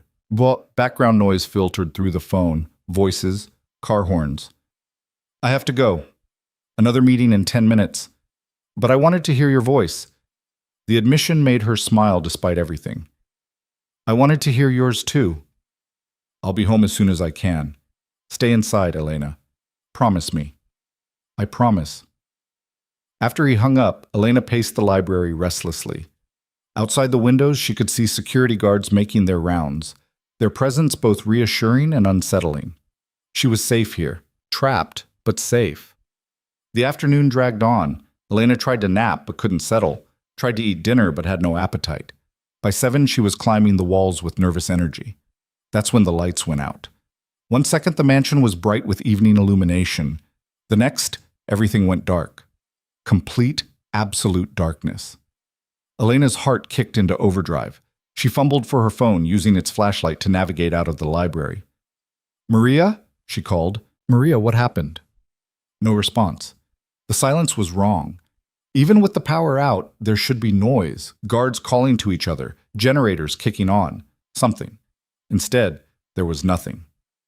Elena's hands shook as she pulled up Dante's number. It rang once before being cut off. No signal. She tried again. Same result. Fear spiked through her, cold and sharp. Something was very wrong. She remembered Dante's instructions from that morning. Through the kitchen, down to the wine cellar, tunnel exit 2 blocks away. She could do this. She just had to move. Elena crept toward the kitchen, her phone light showing the way. Every shadow seemed to hide a threat. Every creak of the house made her freeze. Where were the guards? Where was Maria? She'd just reached the kitchen when she heard it, the sound of breaking glass from somewhere on the first floor. Then voices, low and speaking rapid Italian. They were inside. Elena's breath caught in her throat. She killed the phone light, plunging herself into darkness, and pressed against the wall. The voices were getting closer. 2 men, maybe 3, moving through the house with purpose. Upstairs, probably. Check the bedrooms. Alive, remember. The boss wants her alive. Her alive. They were here for her. The Castellanos had sent men to take her. Elena forced herself to breathe slowly, quietly. She couldn't panic. Panic would get her killed or captured, and she wasn't about to let that happen. Dante had trained her for this, shown her the escape routes, told her to run. So she ran. She moved through the kitchen in complete darkness, muscle memory guiding her to the door that led down to the wine cellar. It was unlocked, thank whatever higher power might exist. She slipped through and closed it silently behind her, then felt her way down the stairs. Behind her, she heard footsteps entering the kitchen. Check every room. She's here somewhere. Elena's hands found the wine rack Dante had shown her. She counted bottles, 3 from the left, 2 down, and pulled. The entire rack swung open on hidden hinges, revealing a dark tunnel beyond. She didn't hesitate. She stepped through and pulled the rack closed behind her, hearing it click into place just as the cellar door above opened. Down here too! Fan out! Elena ran. The tunnel was pitch black, but she kept one hand on the wall and moved as fast as she dared. Her breath came in gasps that seemed impossibly loud in the confined space. Behind her, she could hear the wine rack being moved, men discovering the tunnel. She's in here! Move! Move! They were faster than her, heavier footfalls echoing off stone walls, getting closer. Elena pushed herself harder, ignoring the burn in her lungs, the way her heart felt like it might explode. She just needed to reach the exit. Just needed to get to the car Dante had promised would be waiting. The tunnel curved, and suddenly she could see light ahead. The exit. Elena sprinted the last 20 feet and burst through the door into a parking garage. The car was there, a nondescript sedan with dark windows. She yanked the driver's door open, thanking every star she could name that Dante had been paranoid enough to leave the keys in the ignition. The engine roared to life. Elena threw it into reverse just as 2 men burst through the tunnel door. One of them raised a gun. She floored it, the car shooting backward out of the parking spot. The windshield cracked as a bullet hit it, the sound making her scream. But she didn't stop. She whipped the car around and punched the gas, tires squealing as she shot out of the garage and onto the street. In the rearview mirror, she could see the men running after her, but she was already too far ahead. She took the first turn too fast, the car fishtailing before she got it under control. Then she was flying through dark streets, her hands white-knuckled on the wheel, her whole body shaking with adrenaline. She'd escaped. Somehow, impossibly, she'd escaped. But now what? She couldn't go back to the mansion. They were there, waiting. She couldn't go to her father's house. That would be the first place they'd look. And her phone had no signal, which meant she couldn't call Dante. Elena's mind raced. The safe houses. Dante had shown her safe houses. She tried to remember the locations he'd pointed out on the screen. One was in the warehouse district, near the port. Another was in a residential neighborhood on the west side. A third was... Her memory snagged on an image.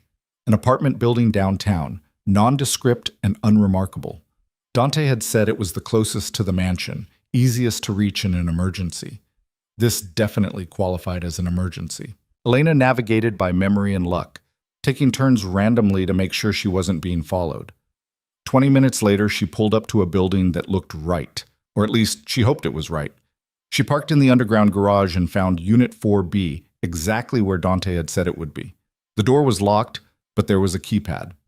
Elena tried the code Dante had mentioned. His mother's birthday, he'd said, one of the few sentimental gestures he allowed himself. The lock clicked open. Inside, the apartment was sparse but functional. Basic furniture, a kitchenette, blackout curtains on all the windows. Elena locked the door behind her and engaged the deadbolt, then the chain, then a third lock she hadn't even known existed. Only then did she allow herself to collapse against the wall, her legs giving out as the adrenaline finally crashed. She'd made it. She was safe. At least for now. But Dante didn't know where she was. And if the Castellanos had taken the mansion, if they'd hurt or killed his people getting to her, he was going to lose his mind. Elena checked her phone again. Still no signal. She tried the landline on the wall. Dead. They'd cut communication somehow, isolated the mansion before attacking, which meant Dante had no idea what was happening. For all he knew, she'd been taken. Or worse. She had to get word to him somehow. But how? She couldn't leave. They might be watching the building. Couldn't call. No signal. Couldn't... Wait. The computer. There was a laptop on the desk in the corner, and if this safe house was anything like the command center at the mansion, it would have secure internet access. Elena powered it up, her hands still shaking. The screen came to life, prompting for a password. She tried Dante's mother's birthday again, and incredibly, it worked. The desktop was bare except for one folder labeled Emergency Protocols. Inside was a single program, an encrypted messaging system. Elena opened it and found Dante's contact information already programmed in. She typed quickly, Safe House 4B, Mansion Compromised. Men came for me, but I escaped. Not hurt. Don't know status of guard/Maria. Be careful. She hit send and waited, staring at the screen. Seconds ticked by. Then a minute. 2. Had it gone through? Was he getting her messages? Finally, 3 dots appeared, indicating he was typing. Elena's breath caught. The response came through. Thank Christ, stay there, don't move, don't open the door for anyone except me. I'm coming. Elena. How long? Dante. 20 minutes. Elena, I'm sorry. I'm so sorry. This is my fault. Elena. Not your fault. They would have come eventually. Just get here safe. Dante. I will. And then I'm going to burn their entire family to the ground. The message sent chills down her spine. She'd never heard such cold fury, not even in person. Whatever control Dante had been maintaining, it was gone now. The Castellanos had crossed a line, and they were going to pay for it. Elena closed the laptop and moved to the window, peering through a gap in the curtains. The street below looked normal, people walking dogs, cars passing by, life continuing like her world hadn't just been turned inside out. She checked the time. 18 minutes since Dante's last message. She paced the small apartment, unable to settle. Every car that passed might be him, or might be them, come to finish what they'd started. At exactly 20 minutes, she heard footsteps in the hallway outside. Heavy, purposeful. Then a knock. 3 sharp raps followed by 2 quick ones. A code Dante must have established for exactly this situation. Elena rushed to the door, checking the peephole. Dante stood there, flanked by 2 large men in suits she recognized as his personal security. His expression was devastating, fury and relief warring for dominance. She unlocked the door and barely had time to open it before Dante was through, pulling her into his arms so hard it hurt. His hands were everywhere, her face, her hair, her back, like he needed physical proof she was whole and unharmed. You're okay, he said, the words more for himself than her. You're okay, you're okay. I'm okay. Elena wrapped her arms around him, feeling him shake. I followed the plan, just like you showed me. I know you did. He pulled back just enough to look at her, his eyes scanning her face for injuries. Did they touch you? Did they hurt you at all? No, I got out before they could catch me. The tunnel? Yes. They found it after I went through, but I had enough of a head start. She touched his face, feeling the tension vibrating through him. Dante, Maria, the guards. I don't know what happened to them. Marco's at the mansion now with a full team. He'll find them. Dante's jaw was tight. But that doesn't matter right now. All that matters is you're safe. What happens now? Now? His expression went cold, dangerous. Now I show the Castellanos what happens when they come after what's mine. He turned to the 2 men who'd come with him. Get her to the secondary location, the one outside the city. Full security detail. No one in or out without my explicit authorization. Wait, what? Elena grabbed his arm. You're not coming? I have something to handle first. Dante, no, you can't go after them alone. I'm not alone. I have 50 men moving into position as we speak. His hands cupped her face. Elena, I need to do this. They violated my home, threatened my wife. If I don't respond with overwhelming force, every other family in this city will think they can do the same. Then let me come with you. Absolutely not. We're partners, not in this. His voice was firm. I won't risk you. Not for revenge. Not for anything. He kissed her hard, desperately. Please, go with Tony and Marcus. Let me do what I need to do, and then I'll come find you, and we'll figure out what comes next. Elena wanted to argue, wanted to demand he let her stay, that they face this together like he'd promised. But she could see the fear still lurking in his eyes, the knowledge that he'd almost lost her tonight. He needed to do this. Needed to eliminate the threat so completely that no one would ever try again. Okay, she said finally. But Dante, Come back to me. Whatever you have to do, however you have to do it, just come back. I will. He kissed her again, softer this time. I promise. Then he was gone, and Tony and Marcus were escorting her out a back exit to a car with dark windows and bulletproof glass. As they drove through the city toward whatever secondary location Dante had arranged, Elena stared out at the passing lights and tried not to think about what was coming. Dante had shown her restraint and control for weeks, had carefully maintained his civilized facade even when she knew the violence simmered beneath. But tonight, that facade had cracked completely. Tonight, she was going to see exactly what he was capable of when someone threatened what he loved. And despite everything, despite the fear and the danger and the knowledge that people were probably going to die because of her, Elena couldn't bring herself to regret any of it. Because for the first time in her life, she mattered enough to someone that they'd go to war for her. She just hoped Dante survived the war he was about to start. The safe house outside the city turned out to be a cabin in the woods, isolated and heavily fortified. Tony and Marcus positioned themselves at strategic points, while Elena was shown to a bedroom with reinforced windows and a door that locked from the inside. She sat on the bed, still wearing the clothes she'd been in when the attack happened, and waited. Checked her phone obsessively, even though there was no signal out here. Paced when sitting became unbearable. Tried not to imagine the worst. Hours passed. Midnight came and went. Elena dozed fitfully, jerking awake at every sound. When dawn finally broke through the windows, she was exhausted but couldn't sleep. At 7 in the morning, she heard a car approaching. Elena jumped up, pressing her face to the window. A familiar black sedan was pulling up the long driveway, and when the driver's door opened, Dante stepped out. He was alive. Whole. Covered in blood that probably wasn't his clothes ruined, but alive. Elena ran. She didn't care that Tony and Marcus were watching, didn't care that she was supposed to wait for clearance.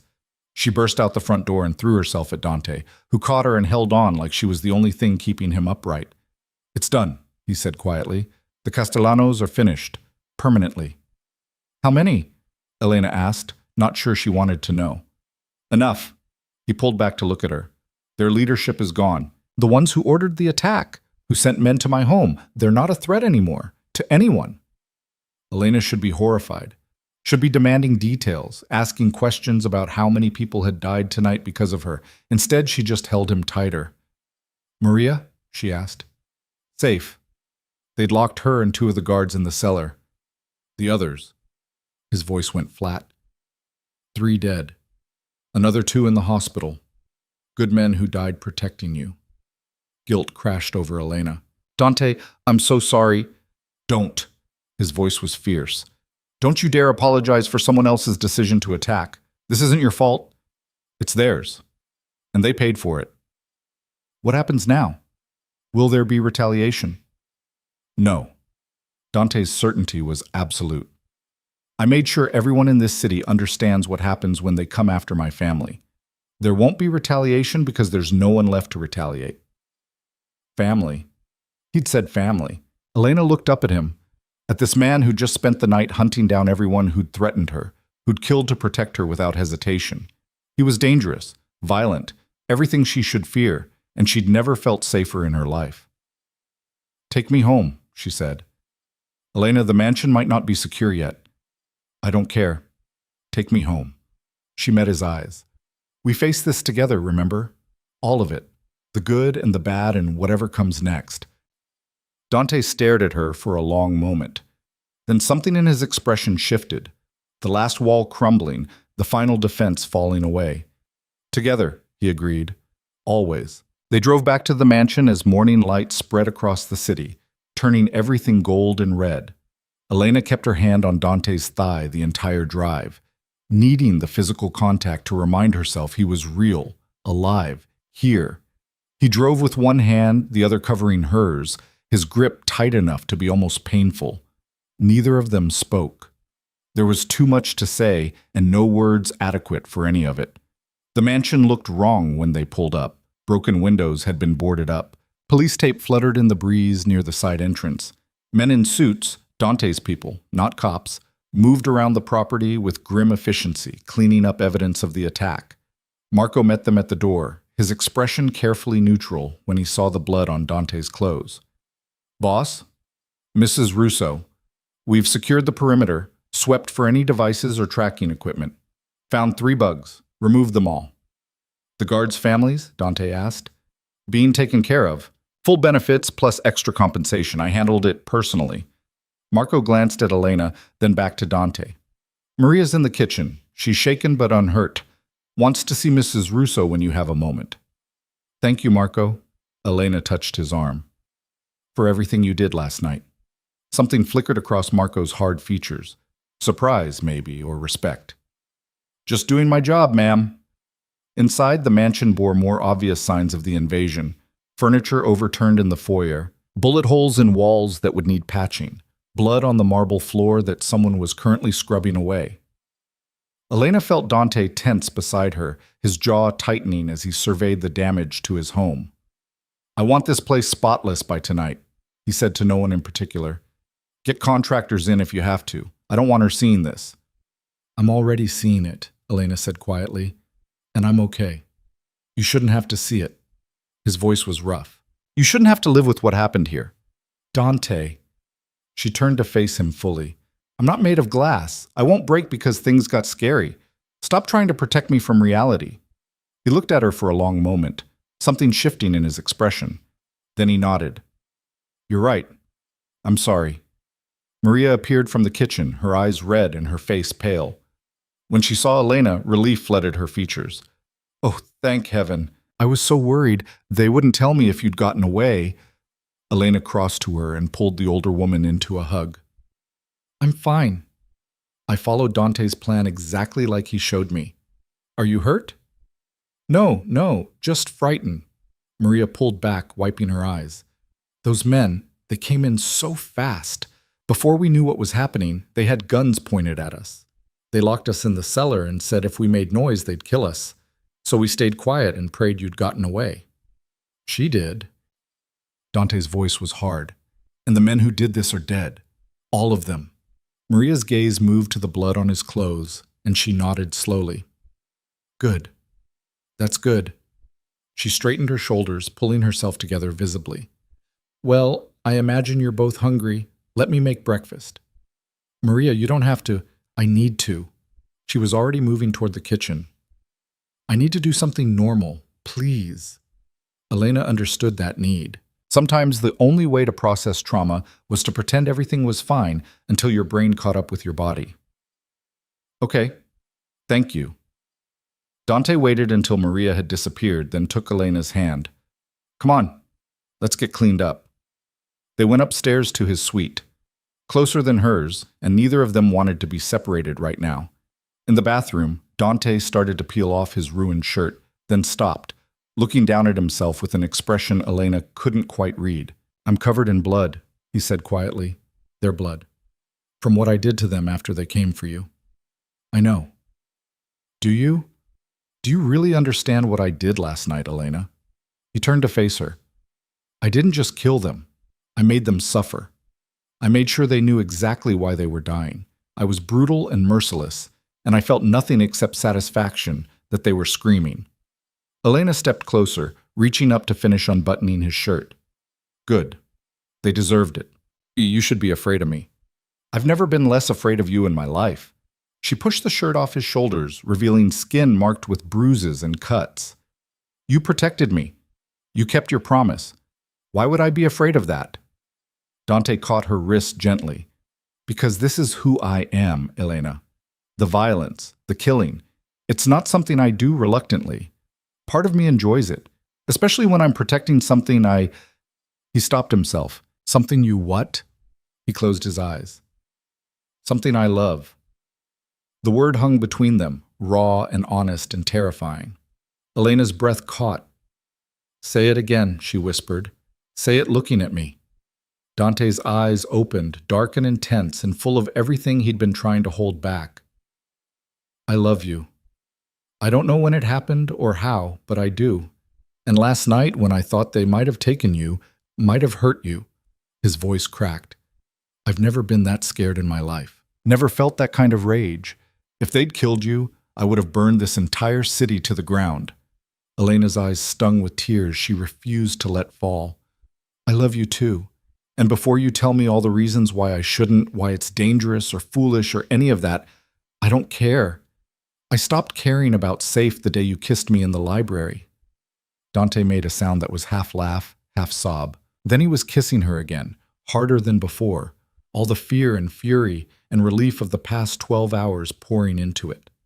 Elena kissed him back just as fiercely, her hands tangling in his hair, pulling him closer. When they finally broke apart, both breathing hard, Dante rested his forehead against hers. I'm still covered in blood. Then let's fix that. Elena turned on the shower, adjusting the temperature. Together, she saw the moment he understood what she was offering. Heat flared in his eyes, but also hesitation. Elena, you've been through a traumatic experience. I don't want you to feel like… Dante, she started unbuttoning her own shirt. I know what I want, and what I want is you, all of you. No more distance, no more holding back. If we're doing this, we're doing it completely. His control finally snapped. He pulled her to him, kissing her desperately while his hands worked at the rest of her clothes. She did the same, and within moments they were both bare, stepping into the shower together. The water ran red at first, washing away the evidence of violence. Dante was careful with her, his touches gentle despite the hunger in his eyes. Elena traced the scars on his body, old wounds from a life of violence, and felt something fierce and possessive rise in her chest. He was hers now, completely and absolutely hers. What happened next was neither perfect nor awkward. It was real and messy and beautiful in its honesty. They came together like two people who'd been holding themselves back for too long, all restraint finally abandoned. And when it was over, when they were tangled together under the spray of water that had finally run clear, Elena felt something settle in her chest, like she'd finally found the place she was meant to be. No regrets? Dante asked, his voice rough against her ear. None. She kissed his shoulder. You? Not even close. He pulled back to look at her, water streaming over both of them. But Elena, this changes things, makes the target on your back even bigger. Are you sure you're ready for that? The target's already there. At least now I know it's worth protecting. She cupped his face. We face it together, remember? Whatever comes next. Together. He kissed her again, softer this time. Always. They eventually made it downstairs, both clean and wearing comfortable clothes, to find Maria had prepared enough food to feed an army. She took one look at them, at the way they stood close together, the way Dante's hand rested possessively on Elena's lower back, and smiled. It's about time, was all she said. Over breakfast, Marco appeared with updates. The Castellano properties have been divided up among the other families as reparations for the instability they caused. No one's contesting it. Everyone saw what happened to them and wants no part of that heat. Good. Dante's tone was businesslike, but his hand found Elena's under the table. What about city officials? Any blowback? Judge Walsh made some noise about investigations, but Councilman Rodriguez shut her down. Said it was clearly self-defense given the home invasion. You're clean. For now. For now, Marco agreed. He glanced at Elena. Mrs. Russo, I owe you an apology. I said you were a vulnerability. I was wrong. The way you handled yourself last night, escaping, getting to the safe house, keeping your head, that took serious guts. Elena felt herself flush. I just followed the plan Dante showed me. A lot of people would have frozen. You didn't. Marco stood. You're good for him. Makes him more careful, more strategic. That's valuable in this business. After Marco left, Elena turned to Dante. He's right, you know, about me making you more careful. Is that a bad thing? No, but it means you can't go rushing into danger trying to protect me. We protect each other now. Deal. He kissed her temple. Though I reserve the right to be occasionally overprotective when people literally invade our home. That seems fair? They spent the rest of the day putting the house back together, literally and figuratively. Contractors came and went, repairing damage. New security measures were installed, even more extensive than before. Elena went through each room with Maria, making sure everything was back in its place, erasing the evidence of violation as much as possible. By evening, the mansion looked almost normal again. Only someone who knew what to look for would notice the patches in the walls, the new windows, the upgraded locks. Dante found Elena in the library as the sun was setting, reading in her favorite chair. He settled into his chair across from her, and they sat in comfortable silence for a while, just existing together. "I've been thinking," he said eventually, "about what comes next, for us." Elena set down her book. "And? This life, what I do, the world I operate in, it's always going to be dangerous. There will always be threats, people trying to take what's mine. I can't promise you safety or normalcy. I'm not asking for that. I know, but I want to give you something." He leaned forward, his expression serious. "A real choice. If you want out, if you want an annulment and a new life, somewhere far from here with enough money to never worry again, I'll arrange it. No questions, no judgment. You fulfilled your part of the bargain, and then some." Elena's heart squeezed. "You'd let me go? Just like that?" "It would kill me." His voice was raw. "But yes. Because I love you enough to want you happy, even if that happiness doesn't include me." She stood, crossing to his chair and settling herself in his lap. His arms came around her immediately, holding her close. "You're an idiot," she said affectionately. "I'm not going anywhere." "Elena, I mean it. You think I survived last night just to leave you? You think I fell in love with you by accident?" She kissed him softly. "I choose this. I choose you. The danger, the violence, the impossible life, all of it, because you're worth it." Dante's arms tightened around her. "You're sure?" "Completely." She settled her head against his shoulder. "Besides, someone needs to make sure you don't destroy the entire city every time someone looks at me wrong." He laughed, the sound surprised and genuine. "That's probably true." They sat like that for a long time, watching the sun set through the library windows. Eventually, Dante spoke again. "I've made some decisions about the business." "Oh?" "I'm moving more operations legitimate. The Port Authority contract I was working on, I pushed it through today. Within a year, 70% of my income will be from legal sources. The rest," he shrugged. "Some things can't be legitimized, but I can minimize them." Elena pulled back to look at him. "Why? Is this because of me?" "Partially, but also because I'm tired." He touched her face gently. "I've spent 20 years building this empire, and for what? To have enemies trying to kill me every other week? To never sleep soundly because I'm watching for threats? That's not sustainable. And now that I have something worth protecting, someone worth protecting, I want to actually be able to enjoy it. What about the other families? Will they let you step back?" "They don't have a choice. I've consolidated enough power that I can dictate terms now. And after what happened to the Castellanos, no one's going to push back." His smile was grim. "Fear is an excellent negotiating tool." "So what does that mean for us, practically?" "It means fewer late-night emergencies. More time together. Eventually, maybe even a normal life." He hesitated. "And maybe, someday, a family, if that's something you'd want." Elena's breath caught. "Kids?" "Not right away. Not while things are still settling, but eventually, yes, if you want them." He looked almost vulnerable. "I never thought I'd want that. Never thought I'd have someone I'd want to build that kind of life with. But with you, yes." Elena kissed him firmly. "Yes to all of it. The legitimacy, the normal life, the family. Yes." Relief flooded his features. "Okay, good. That's good." They had dinner on the terrace, just the two of them, Maria having taken the night off after her ordeal. Dante cooked, badly, burning the steaks and oversalting the vegetables, but Elena ate every bite because the effort mattered more than the result. "I'm never letting you cook again," she teased. "That's probably wise." He refilled her wine glass. "Though in my defense, I've had people to do this for me my entire adult life." "Well, now you have me, and I actually know how to cook, so we won't starve." Small mercies. After dinner, they stood at the terrace railing, looking out over the grounds. New security lights illuminated the perimeter, making the darkness beyond seem absolute by comparison. "Do you ever regret it?" Elena asked. "The path you took, the choices you made." Dante was quiet for a moment. Sometimes. Usually when I'm tallying up the cost, the people I've lost, the relationships I've sacrificed, the parts of myself I've killed to survive. He pulled her closer. But then I think about where I'd be if I'd made different choices. Probably dead in a gutter somewhere. And I definitely wouldn't have you. So no, I don't regret it. Even after last night? Especially after last night. He turned her to face him.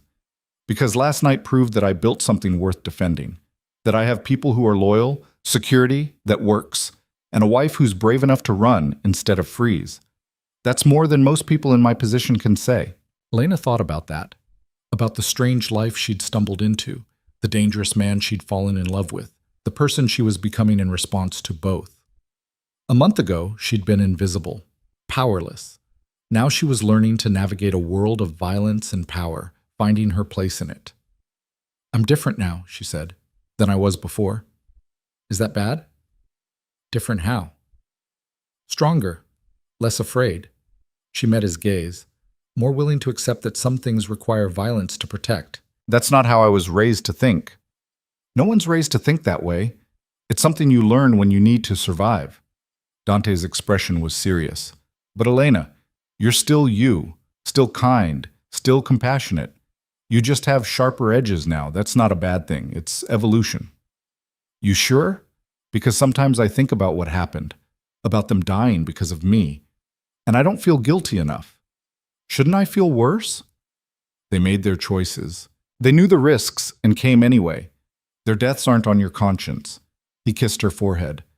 But if you do start feeling guilty, we'll deal with it, together. That's what partners do. Together, Elena echoed, the word feeling like a promise.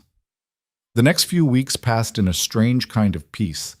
The city settled into new power structures with Dante at the apex and no one willing to challenge him.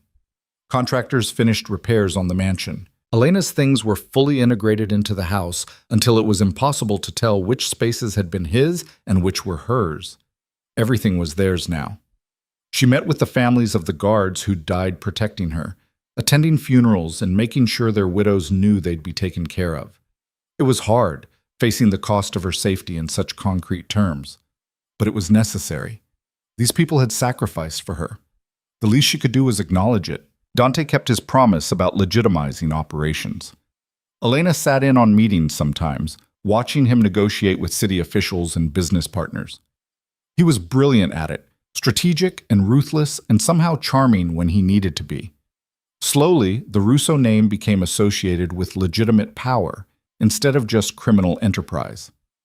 They fell into routines. Morning coffee together, lunch on the terrace when weather permitted, evenings in the library, or watching movies in the media room Dante had built on the third floor. They learned each other's rhythms, preferences, the small intimacies that built a real marriage. The physical side of their relationship was equally revelatory. Dante was careful with her at first, afraid of pushing too hard. But Elena learned to demand what she wanted, and he learned to trust that she wouldn't break. They found a balance between tenderness and passion, control and surrender. 3 weeks after the attack, Elena woke to find Dante already dressed, standing at the bedroom window. "Everything okay?" she asked, sitting up. "Fine. Just thinking." He turned to face her. "I have a meeting this afternoon. With Vincent Marconi." Elena tensed. "Why?" "Because he's been running his mouth again. Nothing directly threatening, but enough that people are starting to wonder if I've gotten soft. I need to remind him why that's a bad assumption." "Are you going to hurt him?" "Only if I have to." Dante crossed to the bed, sitting beside her. "But I wanted you to know. No more secrets between us, right?" "Right."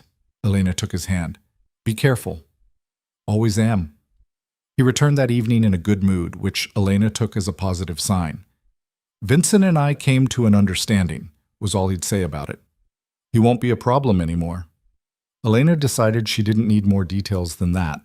A month passed, then 2. Life settled into something resembling normalcy, or at least the closest approximation their lives would allow. Elena started volunteering at a children's literacy program, something safe that Dante approved and that gave her purpose beyond being Mrs. Russo. She even convinced him to donate money for a new library wing, which earned them both positive press coverage. "Look at you," Dante teased, reading the newspaper article. Philanthropist, society wife. What's next, charity galas? Don't even joke. I'll make you attend them. I know, that's what scares me. They were happy. Genuinely, surprisingly happy. The kind of happiness Elena had never expected to find in an arranged marriage to a crime lord. 3 months after the attack, Dante came home early with a strange expression on his face. Elena looked up from her book, immediately alert. What happened? Nothing bad. He sat beside her, taking her hands. Judge Walsh resigned today. Effective immediately, she's moving out of state. Elena blinked. Why? Because I had a conversation with her about how holding grudges against people who've done nothing to you personally is unwise, about how her son's problems were his own making, not mine, about how continuing to make my life difficult would result in me making hers significantly worse. Dante. I didn't threaten her. His tone was firm. I just made the situation very clear, and she made the smart choice. Elena should probably object to the implied intimidation. Instead, she found herself asking, is she really going to leave? Her house is already on the market. She's taking a position with a law firm in another state. She'll be gone within the month. He studied her face. You think I went too far? I think you protected us. Again. Elena leaned in to kiss him. Thank you. You're welcome. Though I'm starting to think my protective instincts are creating a pattern. A good pattern. Maybe. He pulled her into his lap, settling her against his chest. How do you feel about a vacation, somewhere tropical, just us, for a week? No business, no security concerns, just beach and sun and nothing to do. That sounds perfect. Elena nestled closer. When? Next month. I'm clearing my schedule. We'll go somewhere remote, private island, probably. I want you all to myself for a while. They did exactly that. The island was beautiful. White sand beaches, crystal water, a villa with windows that opened to the ocean breeze. Dante relaxed in a way Elena had never seen, his usual tension melting away until he looked years younger. They spent lazy days swimming and reading and making love in the afternoon heat. Dante taught her to fish, which she was terrible at but enjoyed anyway. Elena convinced him to try snorkeling, which he grudgingly admitted was interesting. On their last night, they sat on the beach watching the sunset, Dante's arm around her shoulders. I could get used to this, he said quietly. The peace, the normalcy. You still can. This doesn't have to be temporary. I know. He kissed her temple. And I'm working toward it. But it's a process. Dismantling an empire takes time. I'm not going anywhere. Take all the time you need. When they returned home, Elena found she'd missed the mansion. It was strange considering how she'd felt about it initially, but it had become home. Their fortress. Their sanctuary. The place where they'd built something real out of a transaction. Life continued. Dante kept legitimizing operations. Elena kept working with her literacy program, even started teaching a class herself. They attended the occasional gala or charity event, presenting a united front that no one questioned anymore. 6 months after their wedding, Dante came home with papers and a satisfied expression. It's done. As of today, 80% of my income is from legitimate sources. The rest is passive, old investments that are too complicated to untangle but aren't actively illegal. I'm out. Elena threw her arms around him. Really? You're really done with the criminal side? Really done. I'm just a businessman now. A very wealthy, very well-connected businessman with a violent past, but still legitimate. He spun her around. We can have that normal life you wanted. I never said I wanted normal. I said I wanted you. Well, now you get both. That night they celebrated with champagne and the kind of joy that comes from surviving something difficult and coming out stronger. Dante was more relaxed than Elena had ever seen him. The weight he'd been carrying for years finally lifted. What do we do now? She asked, curled up against him in bed later. Anything we want. He stroked her hair. Travel. Build legitimate businesses. Maybe start that family we talked about. Elena's heart skipped. You still want that? More than ever.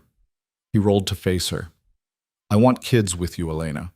Want to build something that lasts beyond violence and power.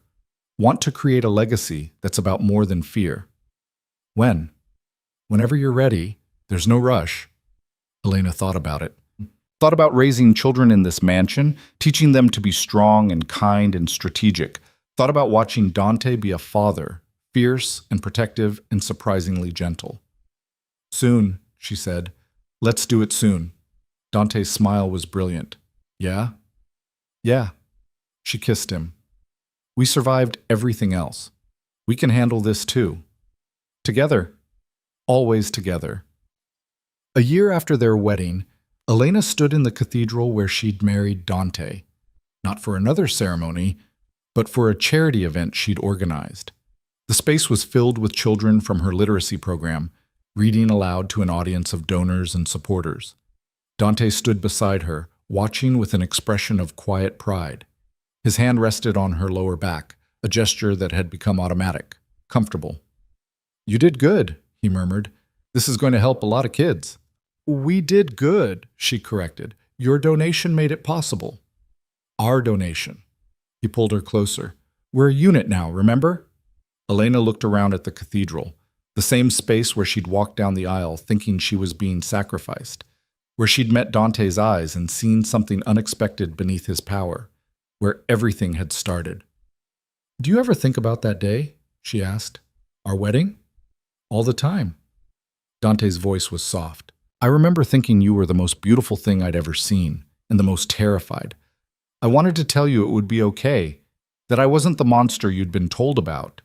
But I couldn't, not then. When did you know that this would work? The dinner party, when you stood up to Judge Walsh and defended me without hesitation, that's when I knew you were stronger than anyone gave you credit for. He turned her to face him. When did you know? The library, when you kissed me and everything else fell away. Elena smiled. Though I think part of me knew from the beginning, when you promised you wouldn't hurt me. I believed you then, even when I shouldn't have. Your instincts were good. They were. I chose you, and I'd choose you again, every time. Dante kissed her, not caring that they were in public, that people were watching. I love you, Elena Russo, more than I ever thought I could love anyone. I love you too. They stayed for the rest of the event, mingling with donors and watching children perform. When it was over, they drove home through the city that had become theirs, not through fear and violence, but through strategy and legitimate power. The mansion waited for them, lit up against the evening sky. Guards still patrolled the perimeter. Some things never changed, but the atmosphere was different now. Less fortress, more home. Inside, Maria had dinner waiting. They ate together, talking about the event and plans for the week ahead. Normal domestic conversation. The kind Elena had dreamed of but never expected to have. After dinner, Dante led her to his office. Their office now, since Elena had taken over managing the legitimate businesses. He pulled out a folder and handed it to her. What's this? She asked, opening it. Paperwork. For a foundation I want to start, using some of the money from liquidating my criminal assets. It'll focus on supporting families who've lost breadwinners to violence, education funds for the kids, job training for the widows, that sort of thing. Elena looked up at him, tears stinging her eyes. Dante, this is amazing. I can't undo the damage I've done. Can't bring back the people I've killed or hurt, but I can try to make something good come from it. He took her hands. I want our legacy to be more than just survival. I want it to be about building something better. We will. Elena kissed him, tasting salt from tears she didn't remember shedding. We already are. That night, lying in bed with Dante's arms around her, Elena thought about the journey that had brought them here. From a terrified girl walking down an aisle to a woman who'd found her strength in the most unexpected place. From a forced marriage to a partnership that had been tested by fire and come out stronger. She'd been sold to save her father's debts. Had married a man she feared and didn't know. Had every reason to expect a life of misery and control. Instead, she'd found love, power, purpose. A place where she mattered, not despite the danger, but because of it. Because someone had seen her worth and fought to protect it with everything he had. The king no longer stood alone, and the woman who'd once walked in fear now stood beside him, unshaken, crowned by her own will. They'd built something real from a transaction, something lasting from something temporary. And whatever came next, Whatever challenges or threats or changes, they'd face it together, always together. Elena fell asleep with Dante's heartbeat steady beneath her ear, knowing that she was exactly where she was meant to be, that she'd finally found home in the last place she'd ever expected to look, in the arms of the man who'd bought her freedom by making her his wife, and then given her something far more valuable. He'd given her a choice, and she'd chosen him. Every single day, she chose him. And that, Elena thought, as sleep claimed her, was the greatest gift of all.